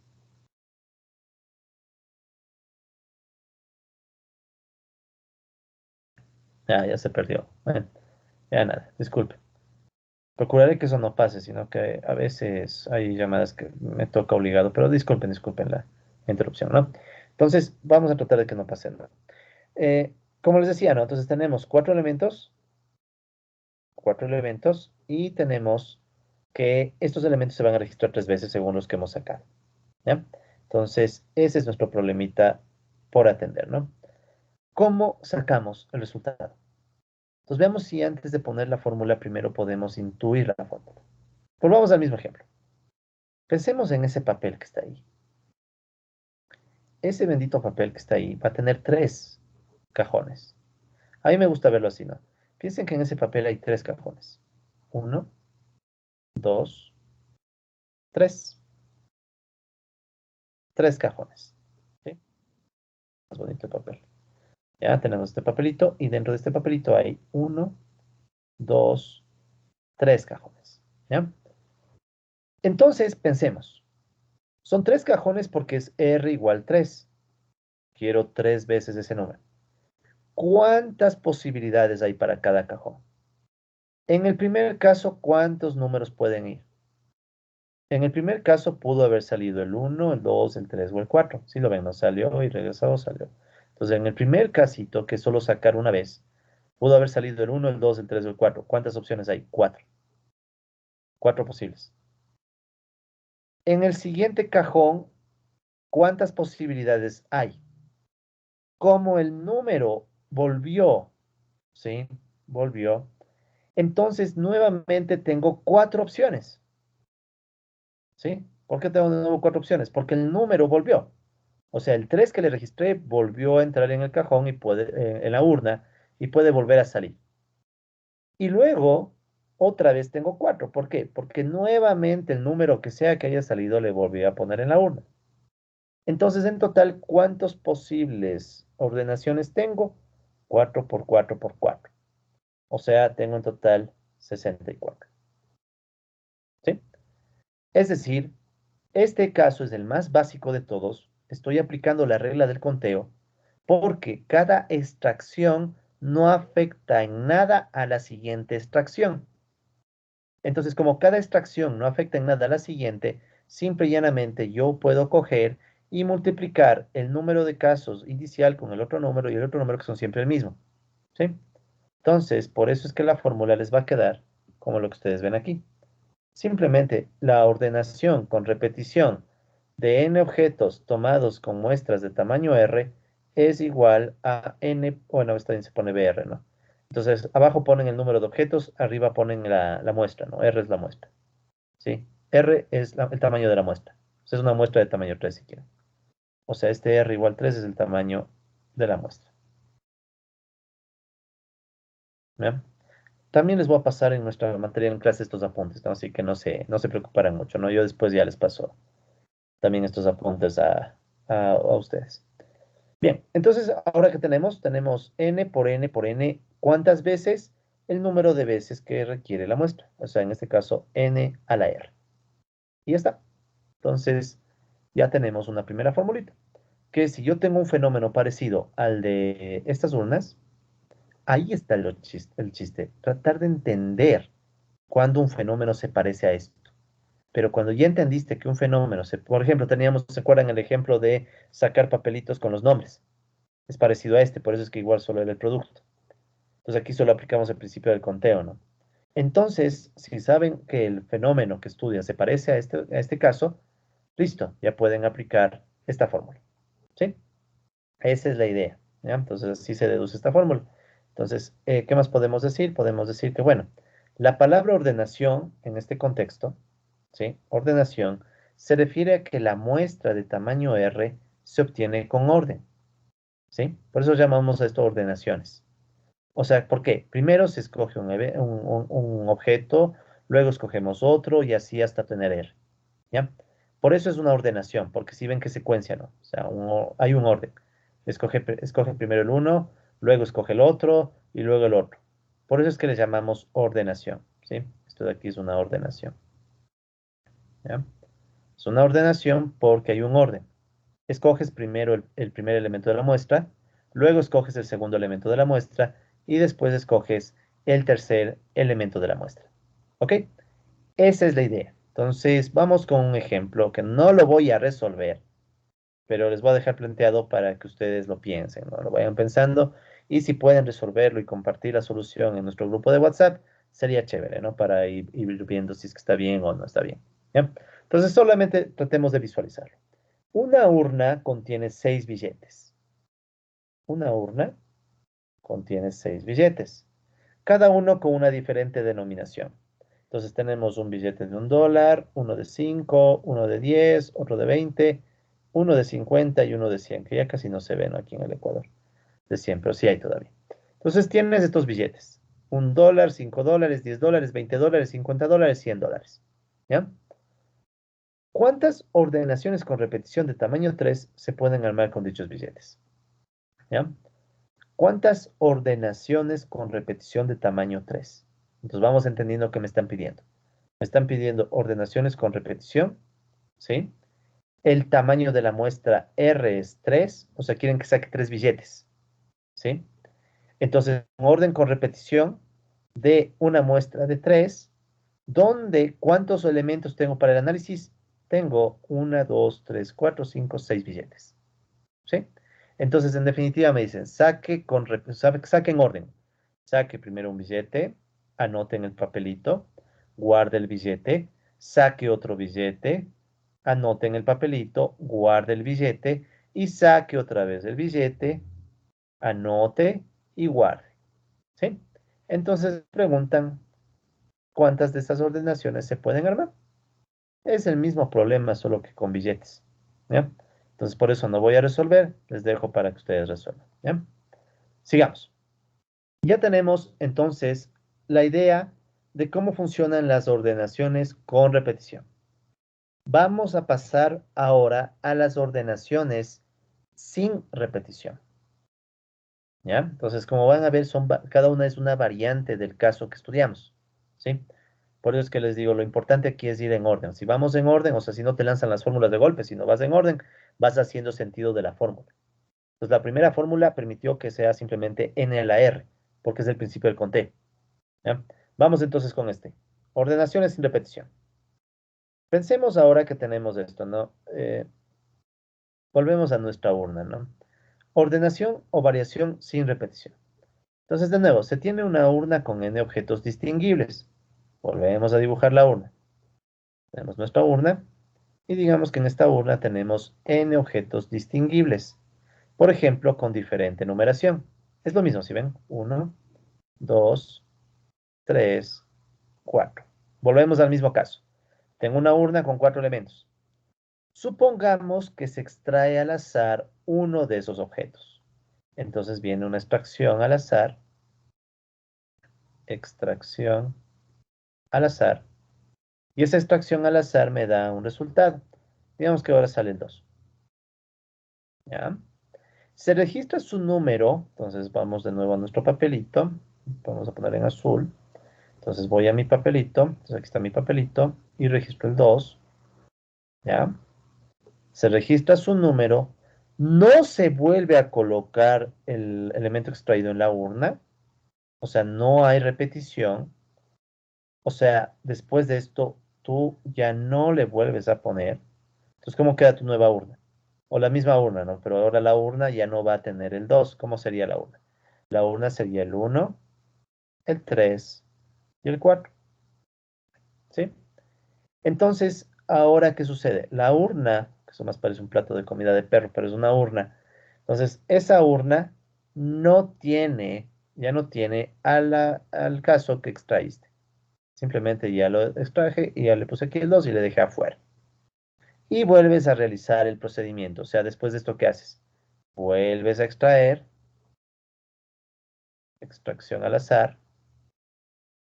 Luego de extraer, digamos que sacaste ahora el 1 o el 4. Anotas el 4 en tu papelito. ¿Cómo sería? Tendrías 2, 4, ¿sí? Y luego no colocas el 4 en la urna. Entonces, ¿cómo te quedó la urna al final? Pues ahora la urna te queda solamente con, ¿qué números? Ya están 2, 4, entonces solo queda el 1 y el 3. ¿Ya? Y digamos que paramos ahí. Ya podríamos seguir, pero paremos ahí. ¿Sí? Y se vuelve a realizar el proceso R menor a n veces. O sea, lo que dije, paremos aquí es esto. Se vuelve a realizar el proceso solo hasta R menor a n veces. Bien, no nos perdamos. ¿Qué es n? Recuerden, n es el número de objetos iniciales, 4. ¿Sí? 4 objetos. ¿Qué es r? R es el tamaño de la muestra, que en este caso r igual 2. ¿Por qué son 2? Porque sacaste el 2 y el 4. ¿Ya? Ok, entonces este es un problema de ordenaciones sin repetición. ¿Sí? Ordenaciones sin repetición. ¿Por qué sin repetición? Porque no dejamos que el número vuelva a la urna. Como el número no pudo volver a la urna, entonces no puede repetirse en mis registros, porque ya no está en la urna. O sea, no hay mucho que decir, ¿no? Ok, entonces me voy a llevar esta laminita por el dibujito. Si ustedes están viendo el video después, pueden ponerle pausa. ¿Ya? Me llevo la urna, el dibujito, porque eso me sirve a mí, ¿no? O sea, tal vez mejore la lámina haciendo el dibujito, aunque no creo que me dé el tiempo, pero bueno, por lo menos nos sirve para nosotros mismos, ¿no? Después ya arreglo un poquito estos apuntes y les envío. Entonces, aquí está, ordenación sin repetición y aquí está el dibujito, ¿no? Muy bien, entonces la pregunta es la misma. ¿Cuántas muestras puedo obtener? ¿Sí? ¿Cuántas muestras puedo obtener en este ejemplo? ¿Ya? Entonces vamos a borrar. Interesante ejemplo, ¿no? O sea, ¿cómo varió? Varió en que ya no dejamos que vuelva el elemento que hemos extraído, ya no puede volver a la urna. Ok, entonces, primero, ¿no? A este número de muestras que vamos a buscar se los llama ordenaciones, ¿sí? Ordenaciones porque estamos sacando en orden los papelitos, pero sin repetición porque ya no pueden volver, entonces ya no pueden volver a aparecer, ¿no? Sin repetición. y son n objetos en muestras de tamaño R. Obviamente la muestra tiene que ser 1 al menos y debe ser menor al todo, porque si extraes todo, entonces ya se acabó el chiste. Pero bueno, podría ser todo si quisieras. Pero bueno, ¿a qué sale esto? Entonces igual, tratemos primero de resolver intuitivamente el ejemplo y de ahí saquemos pues, o pensemos en la fórmula. Entonces, volvamos a pensar en nuestro papel. Hagamos un zoom en el papel. ¿Ya? Aquí está el papel. Ahora mi papel tiene dos casilleros, ¿verdad? Dos casilleros. ¿Ya? Por el principio del conteo yo sé que debo multiplicar los dos casilleros, por el principio del conteo. Sin embargo, ¿qué debo multiplicar con qué? Y aquí está la esencia del problema. En el primer casillero, ¿cuántas opciones viables hay? 4, porque yo podía extraer cualquiera de los 4 papelitos. ¿Sí? No hay más, o sea, yo podía extraer cualquiera de los 4. Pero luego en el segundo casillero, ¿qué sucede? Ya no puedo poner los 4 como opciones posibles, porque uno ya salió y no vuelve, no se repite. El 2. El 2 ya salió y no se repite. Por tanto, el siguiente cajoncito ya no puede tener 4 opciones. Le quedan las 4 menos la que saqué al inicio, lo cual se reduce a 3. Entonces, en total tengo 12 opciones. ¿Sí? Entonces tengo 12 posibilidades en este caso, ¿no? 12 muestras de tamaño 2, 12 ordenaciones de tamaño 2, obteniendo de un conjunto de 4 elementos. Entonces, ¿cuál es el chiste de la ordenación? Entender que en cada paso se reduce en uno tus posibilidades porque el anterior ya salió y no se repite. Entonces, si ven, ese es el efecto del sin repetición. ¿Qué pasaba en el caso anterior con repetición? En el caso con repetición, como puede volver a salir el que salió antes, no se afecta en nada los casos posibles, quedan en 4, 4, 4. Ahora ya no, como ya hay una afectación, entonces va bajando. Antes era 4, baja 3. ¿Sí? Entonces, conclusión, la fórmula es esta. ¿Sí? Entonces esa es la fórmula que reduce esta misma intuición, pero ya a una fórmula más inmediata, ¿no? Entonces fijémonos lo que pasa. N, recuerden que es el número total de objetos, los 4 de la 1, ¿sí? Y R es el número de cajones. Si quieren, cada multiplicación que ven aquí representa un cajón. Entonces tienes un cajón, dos cajones, tres cajones, R cajones, ¿sí? 1, 2, 3, hasta R, de nuestro papelito, que en este ejemplo era 2, ¿no? Entonces, R representa esos cajones que aquí se representa como cada factor. Bien, entonces, ¿qué es lo que pasa aquí? Lo que aquí va a suceder es que el primero tiene n opciones, por eso queda con n, el primero. El segundo ya perdió la opción que haya salido al inicio, ya no puede volver a salir esa opción. Entonces, ¿cuántas opciones quedan? N menos 1, menos la que ya salió. En el siguiente cajón, ¿qué va a pasar? Aquí está para 2, pero si teníamos 3 cajones, ¿qué pasaba? Ese tercer cajón ya no puede incluir ni el primero ni el segundo casos que ya salieron. Entonces restamos 2, n menos 2. Y así hasta llegar al penúltimo. ¿Sí? Hasta llegar al penúltimo. Entonces, ¿qué sucede? Que en el último cajón, tú puedes tener los n casos menos los anteriores r menos 1 que ya salieron. ¿Sí? Porque, ojo, hasta aquí, ¿qué tienes? Hasta estos puntos suspensivos. Tienes r excepto el último. ¿Sí? Tienes aquí r menos 1. Entonces, ¿qué pasa? Que en el último cajón, en el último, tú puedes tomar n casos menos todos estos r menos 1 anteriores que ya salieron. ¿Sí? O sea, es la misma idea de antes, solo que le vas bajando uno a cada cajón, porque ya salió antes. ¿Sí? O sea, es justo esta intuición, ¿no? O sea, vas bajando un hito porque ya salió el número y no puede repetirse. ¿Ya? Entonces, para hacerle más cómoda a esta ecuación, usualmente usamos factoriales. ¿Ya? Usamos factoriales. Entonces, ustedes probablemente esto no lo ven, sino que les dan la fórmula ya como factorial. ¿Sí? Pero entendamos, o sea, ¿por qué como factoriales? ¿Qué es el factorial primero? Recordemos. Por ejemplo, ¿qué es el factorial de n? El factorial de n es, toma los números desde 1 hasta n y multiplícalos subiendo 1. Entonces, ¿cómo sería? Sería 1 por 2, por 3, por 4 y va subiendo. Llegas hasta el n menos r más 1, n menos r, n menos r menos 1 y así hasta llegar al n menos 2, n menos 1 y n. ¿Sí? Eso es n factorial. Si tú tomas n factorial y divides para n menos r factorial, ¿qué es n menos r factorial? Coge y multiplica desde el 1, el 2, hasta n menos r. ¿Ya? Si les divides estos dos factoriales, ¿qué te va a dar como resultado? N menos r, o sea, desde n menos r hasta 2 y 1 se elimina. No, no. Hasta n menos r. Voy a hacer una pequeña corrección, ¿ya? Porque este término está generando mucho ruido, para que no se les complique la lectura. Un segundo, por favor. Sí, un segundito. Estamos con que esté.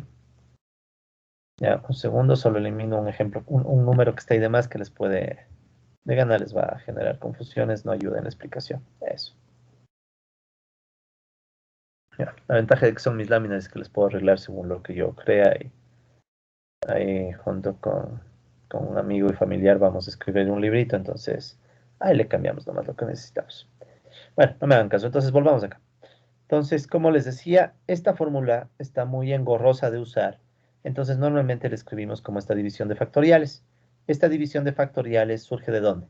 N factoriales multiplica todos desde 1 hasta n, ¿ya? N menos r factoriales multiplica desde 1 hasta n menos r. Y si se fijan, si yo les divido desde n menos r hasta 1, se va a simplificar con n menos r hasta 1. Y si se simplifican estos dos, ¿qué me queda? La operación que yo busco. N menos 1, n menos 2, hasta n menos el penúltimo. ¿Sí? Entonces es lo mismo. ¿Ya? Es lo mismo. Entonces en la práctica tú, si ya entendiste que tienes un problema de estas características, sin repetición, aplicas ya directo a la fórmula. Entonces en nuestro ejemplo, ¿qué sería? N en 4, ¿no? Entonces sería 4 factorial sobre n, que es 4, menos r, creo que eran 2, factorial. O sea, sería 4 factorial sobre 2 factorial. Y ya está. Eso que es igual, a ver, 1 por 2, 2 por 3 son 6, 6 por 4, 24, 4 factorial es 24, sobre 2, o sea, en total 12. Bingo, es lo mismo que el 12 que sacamos acá. ¿Sí? Es lo mismo. ¿Sí? Sino que aquí tú ya puedes usar una calculadora o puedes usar Excel. Excel tiene la función factorial y ya, o sea, no es más que, más que eso, ¿no? Simplemente. Bien, alguien plantea una pregunta, chévere. ¿Es la fórmula de permutación? Ya, no se apure. Ya vamos a usar la palabra permutación, ¿ya? No es todavía. Ya mismo vamos allá, ¿sí? Entonces no se apuren, porque ahí es cuando a veces surgen confusiones. ¿Y esto es ya la permutación o no? Ya vamos a eso, ¿ya? Gracias por la pregunta. Entonces, no todavía, pero ya llegamos, ya mismo vamos a eso. ¿Ok? Entonces, esa es una ordenación sin repetición, ¿sí? Esa es una ordenación sin repetición. ¿Ya? Entonces, permítanme poner el ejemplo para que ustedes lo intenten resolver, ¿ya? Ya tienen el esquema, ya tienen incluso el gráfico, ¿no? Y repito, si pueden ponerle pausa, guardar este grafiquito o después ponerlo, vamos a ver si lo diseñamos para ponerlo en las láminas, incluso sería chévere, ¿no? Sino que ya mucho trabajo, entonces, pero bueno, ya hemos de ver. Entonces, les dejamos este ejemplo para que lo piensen, colegas, ¿no? En una carrera participan 5 corredores, 5 personas, 5 corredores. ¿De cuántas formas distintas pueden registrarse los 3 primeros lugares? Ya, imagínate, tienes 5 corredores. Pongamos las letras A, B, C, D y E. ¿Ya? Tienes Ana, Belén, Carla, Daniela y Estefanía. ¿Ya? Que bueno para los nombres de mujeres. Ya nada. Entonces, tienen 5 nombres, 5 corredores o corredoras o como guste. La pregunta es, ok, yo quiero los 3 primeros lugares. Uno, dos y tres. ¿De cuántas formas puedo tener estos 3 primeros lugares? Ejemplo, podría ser que primero quedó Belén, después Carla, después Estefanía. O pudo primero quedar Ana, creo que era Ana, ya no me acuerdo, después Carla, después Daniela, supongo. Ya. O sea, pueden tener, ¿sí? 3 ordenamientos diferentes, perdón, pueden tener diferentes ordenaciones, pero obviamente no puede repetirse. ¿Por qué? Si una persona quedó primera, ya no puede quedar segunda. O si queda segunda, ya no puede quedar tercera. Es evidente, ¿no? Entonces este es un ejemplo perfecto. Si ven, ya no son urnas, ya no son papelitos, pero vemos que el ejemplo admite la misma lógica. Esa es la parte compleja, ¿sí? que obviamente no podemos detenernos mucho en este curso penosamente, porque es un curso muy grande, o sea, tenemos que ver hasta un montón de temas. Pero por lo menos que se lleven esa intuición, o sea, esta es la fórmula, esa es la intuición. Si algún rato me tocará aplicar la fórmula, sé que debo buscar que el fenómeno se parezca a la intuición. Y aquí se parece. ¿Por qué? Porque puedo tener estos nombres y no se puede repetir. O sea, una mujer no va a quedar primera y segunda al mismo tiempo. Los seres humanos no podemos hacer eso. Ya, no tenemos ese don de la ubicuidad. Entonces, dejo el ejemplo para que ustedes lo resuelvan. ¿Ok? Avancemos. Y ahora sí, como le decía la compañera, no había que esperar mucho. Ahora sí hablemos de permutaciones. ¿Ya? Entonces, lo que teníamos hasta ahora eran ordenaciones. Ahora vamos a hablar de permutaciones, que es una variante, ¿no? Es una diferente, es una ligera variante de la anterior. Entonces, igual, vamos de nuevo con la urna. Ya un poco tediosa la urna, ¿no? Por eso yo no me quería mal tener la gráfica, pero luego vemos si le armamos una en las láminas. Entonces, vamos, permutación sin repetición. Entonces, ahora cambió todo, ¿no? Ya no es ordenación, sino lo que llamamos permutación y sin repetición. Ya sabemos qué queremos decir con repetición, ¿no? Entonces, pero de todas maneras, hagamos todo de nuevo. Se tiene una urna con n objetos distinguibles. Vuelve la urna. Con n objetos distinguibles, volvamos a poner nuestras cuatro esferas. Uno, dos, tres, cuatro esferas. Muy bien. Tenemos esa urna con los objetos distinguibles. Supongamos que se extrae al azar uno de esos objetos. Hasta ahí igual, ¿no? Extracción al azar. Extracción al azar. Y hemos extraído al azar uno de esos objetos, que digamos que ahora salió el 4. Bien. Se registra su número. Entonces buscamos nuestro famoso papelito. Entonces escribimos 4. Si ven, todo es de leer paso a paso, ¿no? Y dibujar. No tengan recelo de dibujar, mejor dibujen. ¿Ya? A veces yo he visto gente que por el recelo de dibujar se aprende la fórmula. Dibujen. Todos los dibujos del mundo ayudan. Si es que van a servir para entender el problema, dibujen. ¿Ya? Sin recelo. Entonces tienen el 4, se registra su número en el papelito, no se vuelve a colocar en la urna, o sea, no permitimos repetición. O sea, ¿qué pasa? Que este 4 ya no vuelve. No repetición. Si ya no hay repetición, ¿cómo queda la urna? Entonces nuestra urna ahora quedó del 1 al 3, ¿no? Sin el 4. Entonces sería la urna con el 1, el 2 y el 3. ¿Sí? Ok, no hay repetición. Ya no tenemos la chance de que el 4 vuelva a la urna. ¿Sí? Entonces ya sabemos que no hay repetición, no va a volver a aparecer en mi papelito. Y se vuelve a realizar el proceso R igual n veces. Ya, ¿qué significa eso? O sea, la repetición, ¿qué significaría? Tomo esta urna, extraigo al azar otro número. Me salió el 4, ahora voy a extraer el 2. ¿Sí? Extraemos el 2, anotamos el 2, luego no vuelve el 2 porque no hay repetición. Si no vuelve el 2, ¿cómo queda la urna?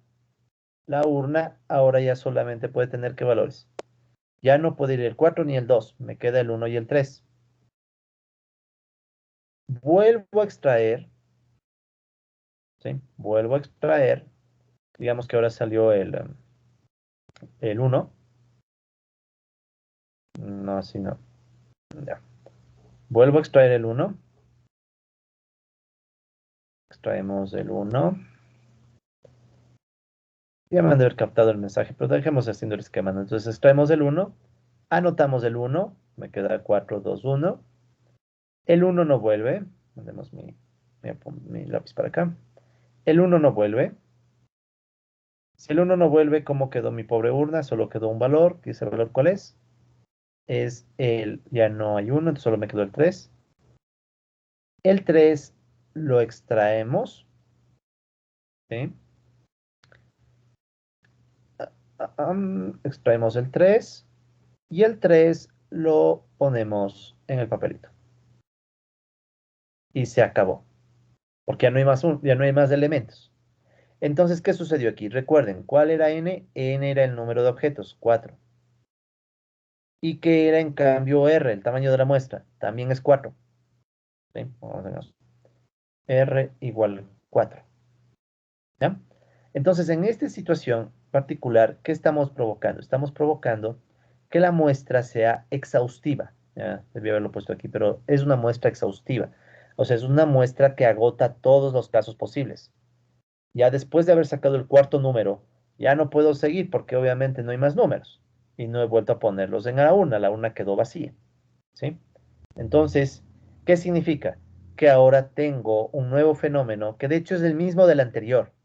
Si lo ven, es el mismo del anterior, pero en el anterior no agoté los casos. Ahora sí los agoté. ¿Ya? Entonces, igual, como siempre, me voy a llevarme este esquemita. No, no, no, no, no, no, no. Quiero un esquemita. Uno lo ve así y dice, ah, no ha sido gran cosa. Les juro que me ha tomado su tiempo llegar a entender el problema así, ¿no? Y unos cuantos alumnos que sufrieron en su momento mi intento de explicar esto a la chueco. Pero ya ahora ya después de años de dar lo mismo, ya se aprende. Entonces aquí está el caso, ¿no? Entonces, como pueden darse cuenta, hemos extraído los elementos, ya no hemos permitido que vuelvan, hasta que agotamos todas las posibilidades. ¿Sí? Ok, entonces, la pregunta es la de siempre. ¿Cuántas muestras posibles se pueden obtener bajo estas condiciones? ¿Ya? ¿Cuántas muestras? Entonces, el problema es sencillo porque es el mismo caso del anterior, pero agotando hasta el último las posibilidades, ¿no? Entonces, mi papelito va a tener sí o sí cuatro cajones, porque estoy agotando todo, ¿no? Entonces voy a tener uno, dos, tres, cuatro. Entonces aquí están los R igual cuatro cajones que también son iguales a los N elementos. Ya vieron que no tiene que ser así, ¿no? Si sacaba solo tres, no estaríamos hablando de R igual 4, sino R igual 3, etc. Entonces, con la lógica del caso anterior, esto es fácil. Al inicio tengo cuatro opciones íntegras. Puede caerme el uno, el 2, el 3 o el 4. Luego, como ya escogí un número, la siguiente ya no puede darme cuatro, solo tres opciones. En este caso ya el 4 no podía salir, entonces solo tenía tres opciones posibles. En el siguiente paso ya tengo dos opciones menos. O sea, ya no me podía salir ni el 4 ni el 2. ¿Cuál me salió? El uno. Entonces tenía todas dos opciones. Y en el último caso, ¿qué sucede? Solo tengo una opción. No hay más. O sea, el último caso es el que sobre. Entonces, a la final, ¿qué me quedó? 4 por 3 por 2 por uno. O sea, 3 por 2, 6 y por 4, 24. 24 casos, que es lo mismo que el n factorial. ¿Sí? ¿De acuerdo? O 4 factorial, mejor dicho, no le pongamos n. Bueno, 4 factorial, ¿no? 4 factorial. ¿Por qué es factorial? Aquí es clarísimo. Porque recuerden, por definición, que el factorial es un producto que va desde el uno hasta el último número que pones acá, que es 4. 1 por 2 por 3 por 4. ¿Sí? Entonces, esa es la permutación. ¿Sí? Entonces, esta situación es igual al caso anterior, ¿no? A una ordenación sin repetición, pero con R igual a N. O sea, así puesto, con muestras exhaustivas. Yo mismo hago las láminas, ya me olvido que pongo. ¿Sí? Entonces, con muestras exhaustivas. ¿Qué significa la muestra exhaustiva? Una muestra que termina de agotar todos los casos posibles. ¿Sí? ¿Cuál es la fórmula? Bueno, primero, ¿cómo se le llama esto? A esto sí se le llama permutación. ¿Sí? Entonces, ahora ya pueden ver, y es una permutación sin repetición, ¿no? Ahora ya pueden captar la diferencia entre ordenación y permutación. La ordenación no extrae todos los elementos. La permutación sí los extrae. ¿Sí? Entonces ahí está la diferencia, ¿no? Por eso es que no quería hace rato definirlo para que quede súper claro ahorita. Entonces repitamos, ¿no? La ordenación es una R menor a N, o sea, la muestra no es exhaustiva. Saco una muestra, pero dejo elementos sobrantes. En la permutación, en cambio, agoto todo, o sea, R igual N. Me llevo todos los casos. ¿Sí? Y la fórmula es la famosa P sub N igual N factorial. ¿Sí? Entonces es una variante del caso anterior. Recuerden que en el caso anterior, ¿cómo se veían las ordenaciones?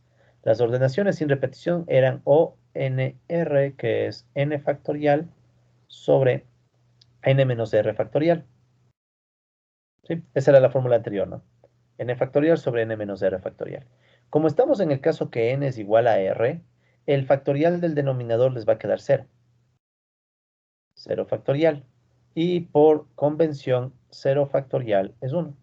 Entonces esto les va a quedar n factorial. Y coincide con la permutación. Entonces, la permutación es un caso particular de la ordenación, cuando agotamos la muestra. ¿Sí? Listo. Entonces, ya tenemos la permutación. En la práctica, la permutación también suele interpretarse como, ok, yo tengo n objetos, cambia todos el orden. ¿Cuántos ordenamientos posibles? Porque de hecho es así, ¿no? Fíjense, si yo hago este experimento, estos 24 ¿qué representan? Son las 24 formas como yo puedo organizar los números 1, 2, 3 y 4. ¿Sí? Son 24 formas en las que yo puedo organizar esos números. ¿Por qué sé que es eso? Porque siempre me estoy agotando los casos. ¿Sí? Siempre me estoy agotando los casos. Ok, entonces ahí tenemos un ejemplo que igualmente les dejo para reto, a ver si pueden resolverlo. Entonces dice, en una carrera participan 5 corredores. Ah, facilísimo. ¿De cuántas formas distintas pueden registrarse todos esos 5 corredores? Es el mismo ejemplo del anterior, solo que ahora queremos ver en cuántos ordenamientos podemos escribir a todos los corredores. Ya no solo a los 3 primeros, sino a todos. ¿Ya? Ok, listo. Entonces ya tenemos las ordenaciones sin repetición. Pasemos. Ahora vienen las ordenaciones, las permutaciones con repetición. ¿Ya? Entonces, si ven cómo vamos moviéndonos de un caso al otro, ¿no? Pero como ya hemos entendido el anterior, ya cada vez podemos hacerle más complicado, ¿no? Entonces vamos igual paso a paso. Sea lo que sea, vamos paso a paso, ¿ya? Porque siempre es bueno ir de a poco, porque si no, de abrupto no vale la pena. Vamos paso a paso. Entonces va de nuevo. Permutación con repetición. ¿Ya? Entonces el cambio con el caso anterior es que antes era sin, ahora es con repetición. Se tiene una urna, vuelve nuestra urna, y esta urna tiene n objetos distinguibles por grupos. Ya, entonces aquí la cosa ya cambió, ¿no? Por ejemplo, hay un grupo uno de objetos iguales entre sí. ¿Cómo es eso? Ya, entonces hay un grupo uno que le vamos a poner en verde, de objetos iguales entre sí, unos dos pongámosle, pero distintos a un grupo 2. Pongamos el grupo 2 en azul, que también son iguales entre sí. Entonces pongamos el grupo 2, digamos que el grupo 2 tiene 3, ¿sí? Pero distintos a un grupo 3, pongamos el grupo 3 en amarillo, que igual tiene elementos entre sí. El grupo 3 pongamos de uno solito, ya pueden ser hasta de uno, ya un grupo de uno. Sí, dejemos de así. O bueno, pongamos de 4, ya, mejor. Ujú. Ya, dejémoslo así. Pongámosle más bien al azul 4, ya. Listo. Y así hasta llegar a un grupo R de objetos iguales entre sí, pero distintos a los demás grupos. Entonces ya cambió la lógica, ¿no? Entonces vamos a asumir que hay R grupos. O sea, en este caso, ¿cuántos grupos hay? 3. R es ahora 3 grupos. Ya, la cosa ya se puso más interesante, ¿no? Entonces tenemos esta urna y hay 3 grupitos.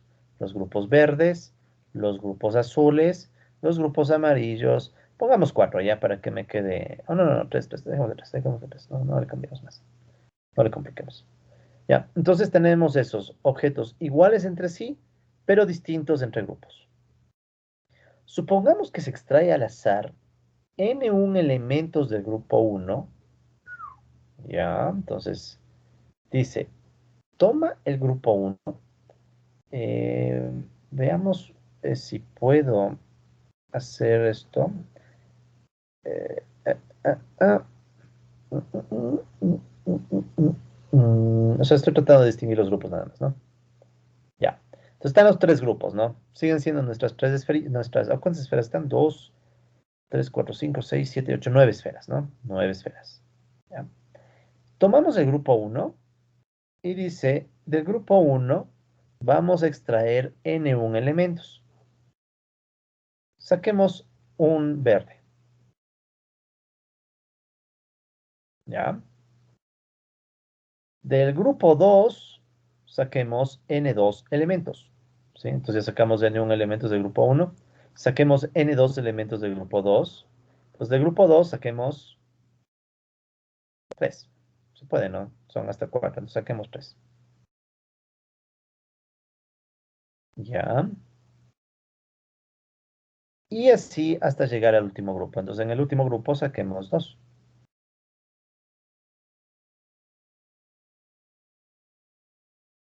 ¿Ok? Entonces aquí, para ir completando, ¿cómo queda? Entonces el n del primer grupo, o sea, el número que sacamos del primer grupo fue 1. El número que sacamos del segundo grupo fue 3. Y el número que sacamos del tercer grupo fue 2. ¿Ya? Entonces, sí se imaginan lo que pasa, ¿no? O sea, teníamos nuestra urna, teníamos 3 grupitos, y de cada grupo sacamos un elemento, o 2 elementos, o 3. Sacamos un determinado número de elementos de cada grupo. Ya. Entonces, la pregunta es, ¿cuántas muestras distintas se pueden obtener bajo estas condiciones? Si me daba para hacerle más grande. Bueno, ya no lo hice. Entonces, aquí, ¿cuál es mi papelito? Entonces, mi papelito que va a registrar. Entonces, en mi papelito voy a decir, ok, tengo, ¿qué tengo? Tengo un verde, tengo 3 azules, ¿sí? Un verde, 3 azules y 2 amarillos. Wow, ¿no? O sea, es un problema medio peculiar, ¿no? Pero se entiende. O sea, o sea, pese a que es un problema medio tenaz, se entiende, ¿no? Ya después van a ver la aplicación y ahí es cuando dicen, ah, sí, así, ya. Pero se entiende el problema, ¿no? Entonces repitamos una vez más por si acaso, ¿no? Teníamos una urna. En la urna teníamos 3 grupos diferentes de objetos. En este caso, eso es R. R es el número de grupos, ¿ya? ¿Sí? Por ejemplo, tenemos 2 esferas verdes, 4 esferas azules y 3 esferas amarillas. Cada uno es un grupo. Grupo uno, grupo 2, grupo 3. De cada grupo sacamos una muestra. Entonces aquí pueden ver que saqué el N1, un verde. De aquí saqué 3, que sería el N2. Y de aquí saqué 2, que es el N3. ¿Ya? Verde, azul y amarillo. Me preguntan, ok, ¿cuántos ordenamientos son posibles? ¿Cuántas muestras distintas son posibles? ¿Ya? Bien. Entonces, nótese que aquí nosotros no hemos dicho, ¿sí? No hemos dicho, em, por ejemplo, ¿no? El verde y los azules, bueno, primero pensemos dentro de los grupos. Lo que pasa entre azules, no hay problema, son los mismos. No hay orden. ¿Sí lo ven, no? O sea, no hay orden entre los azules, ¿sí? No hay orden entre los azules. ¿Entre quiénes sí hay orden?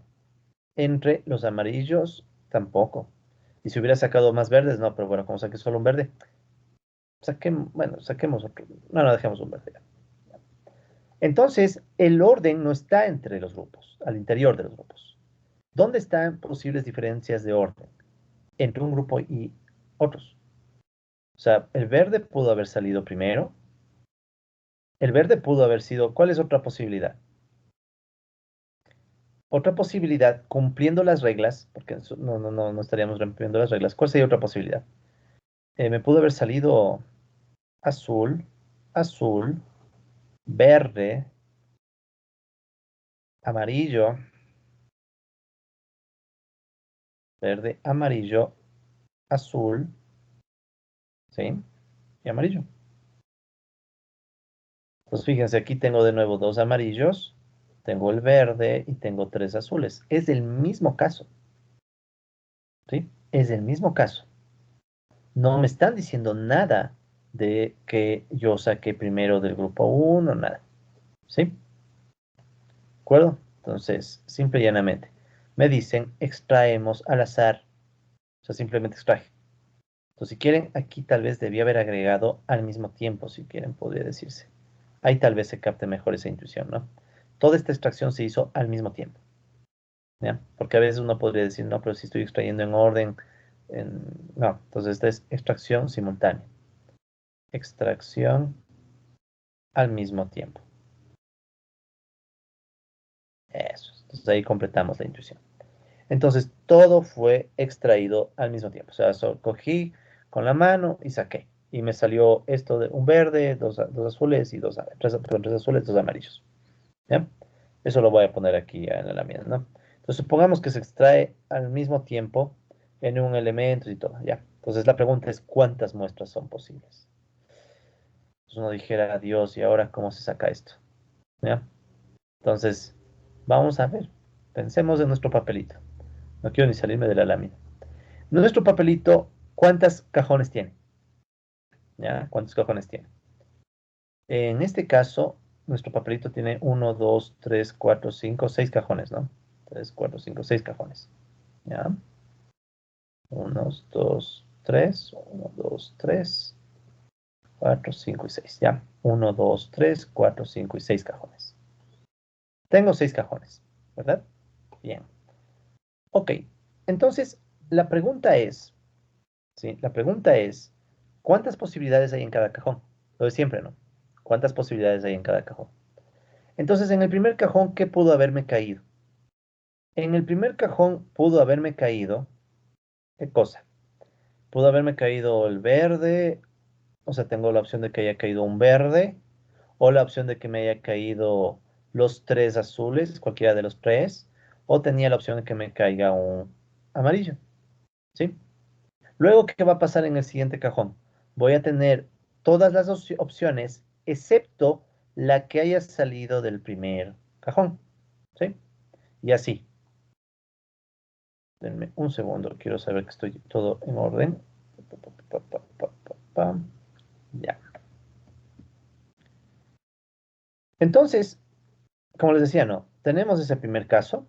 O sea, olvidémonos por un instante que son diferentes, que son grupos. Olvidémonos por un instante. Digamos que fueran letras, ¿no? Supongamos que de nuevo ponemos aquí letras, ¿ya?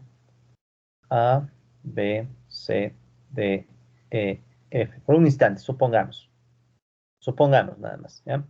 Si fuera por letras, estas letras están asumiendo algo que es verdad, ¿no? Estamos asumiendo que son tres azules diferentes. Son el mismo, pero quiero hacer esto para que podamos entender la forma, el de dónde sale, ¿ya?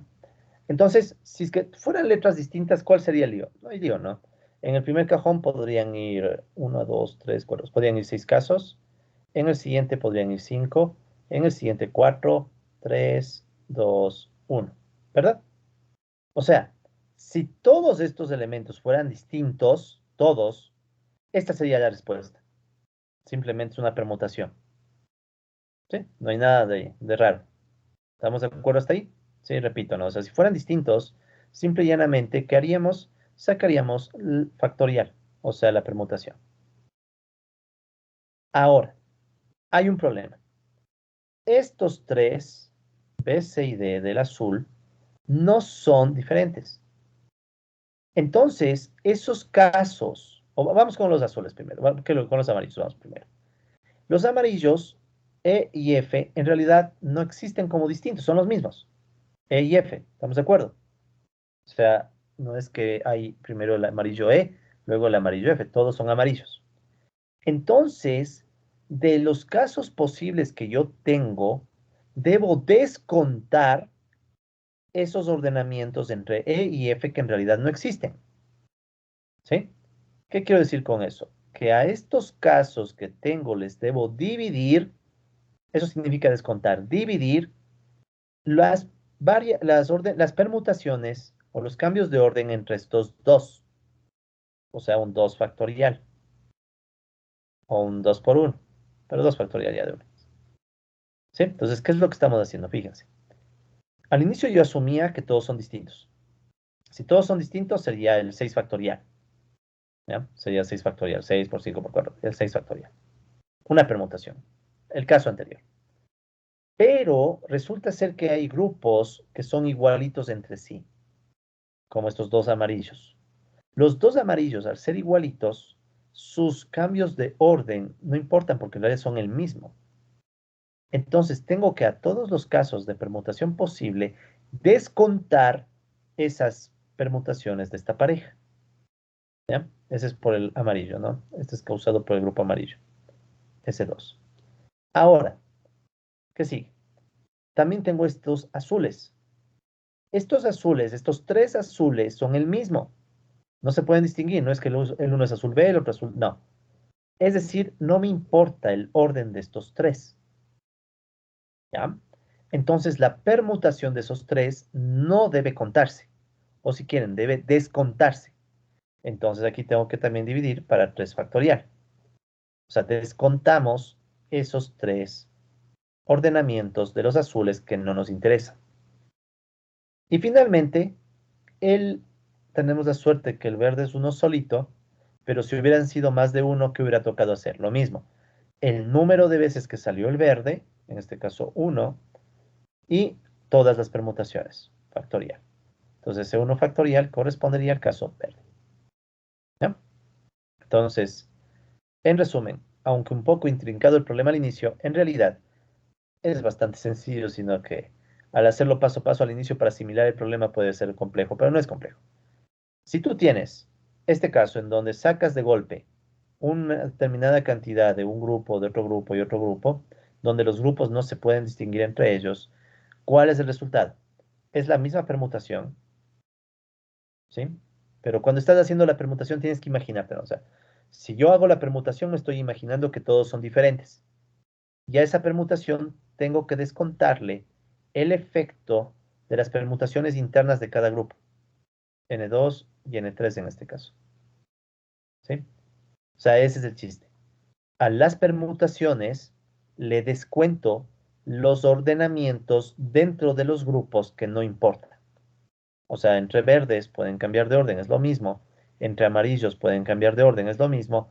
Entre verdes y entre azules, perdón, pueden cambiar y es lo mismo. Es decir, al total de permutaciones le descuento las permutaciones dentro de los grupos.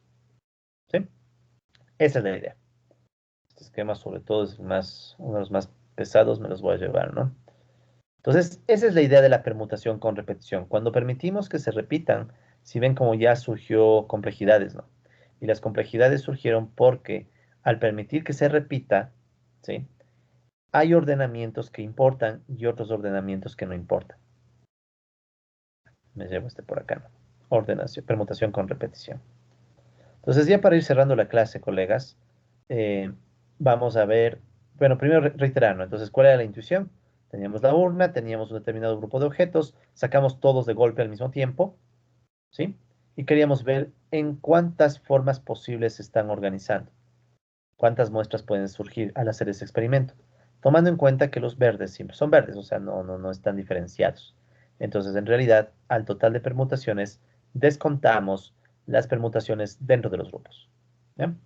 Entonces, para cerrar la clase, porque veo que ya estamos sobre la hora, permítanme, solo borro esto. Estamos casi sobre la hora. Wow, cómo se fue el tiempo en estas cosas, ¿no? Pero bueno, espero que más o menos estemos logrando asimilar, ¿no? Penosamente estas cosas tenemos que pasarlas rápido, pero bueno. Entonces, para cerrar, ¿no? Sí, esta situación es similar a una permutación sin repetición, pero ¿en qué difiere? Difiere en que los múltiples miembros tomados de un mismo grupo no generan casos diferentes, lo que debe descontarse. Lo que decíamos, ¿no? O sea, cuando tenemos elementos de un mismo grupo, el cambio de orden entre estos elementos no genera nuevos ordenamientos. Por tanto, hay que descontar eso. Conclusión, esta es una permutación con repetición, no es muy común, pero también vale que conozcan, ¿no? Que es la permutación convencional descontando las permutaciones dentro de cada grupo. ¿Sí? Y con el ejemplo que les voy a poner va a quedarles súper, creo yo, claro. Ejemplo, ¿cuántas ordenaciones diferentes o permutaciones serían, no? ¿Cuántas? Es lo mismo, ¿no? Ordenación, permutación en este caso es lo mismo. Pero quedaría mejor permutaciones. Ya voy a cambiar por permutaciones. ¿Cuántas permutaciones diferentes se pueden armar con las letras macroeconomía? Wow. Pues, ¿qué dicen? Coge las letras M, A, C, R, O, E, C, O, N, O, M, I, A, macroeconomía, y cámbiales de orden. ¿Cuántas permutaciones puedes tener? Entonces, ¿cuál es aquí el reto? Al inicio no habría reto. ¿Cuántas son? 1, 2, 3, 4, 5, 6, 7, 8, 9, 10, 11, 12, 13. 13 factorial. 13 factorial, ¿qué me diría? El número de permutaciones si cambio los ordenamientos de las letras. ¿Sí? Puedo cambiar los ordenamientos de las letras, me daría 13 factorial. Es un número gigante. Pero, pero, ¿qué sucede si en esta sola palabra cambio esta A con la otra A? No pasa nada, ¿verdad? Es lo mismo. O sea, si yo digo, cojo la primera A de macroeconomía y la cambio por la última A, ¿cambió la palabra? No. Pues como no cambió la palabra, esas permutaciones del cambio del orden de la A no influyen.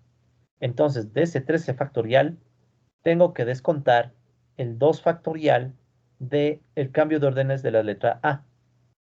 ¿Sí? ¿De acuerdo? Tenemos la C. La C, ¿cuántas veces hay? Está aquí la C, macroeconomía, ya. La C se repite 2 veces también. Cambio de orden entre esas Cs, no pasa nada, sigue siendo la misma palabra.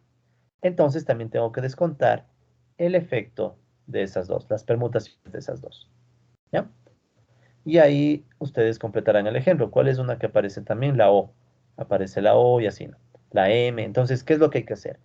El total de permutaciones, irle descontando las permutaciones que no generan casos nuevos, que son básicamente elevar cada grupo en factorial, poner cada grupo en factorial, las permutaciones de cada grupo. ¿Ok? Uf, listo. Entonces, colegas, con eso damos por concluida la clase de hoy. La próxima clase, que seguramente ha de ser un video pregrabado, como les había mencionado para adelantar, en la próxima clase se terminará de revisar permutaciones y seguiremos avanzando ya hacia cada vez más ya teoría de probabilidades, ¿no? Recuerden, estamos viendo todo esto de las ordenaciones y conteos porque son la base de la probabilidad clásica, ¿no? ¿Sí? Que bien o mal en algún momento pueden requerir, ¿no? Claro, a veces no exactamente con todos los casos, pero uno que otro caso sí puede serles útiles. Pero lo más importante no es saberse las fórmulas. Repito, ¿no? Lo importante es captar la intuición. Cuando tú captas la intuición del problema, lo que tú haces luego es ver en cuánto se parece el problema aplicado al problema inicial de las urnas. Y si encuentras empate, aplicas la fórmula. ¿Ok? Eso, colegas, de mi parte, hasta el día de hoy, les agradezco mucho, así que podemos cerrar el video.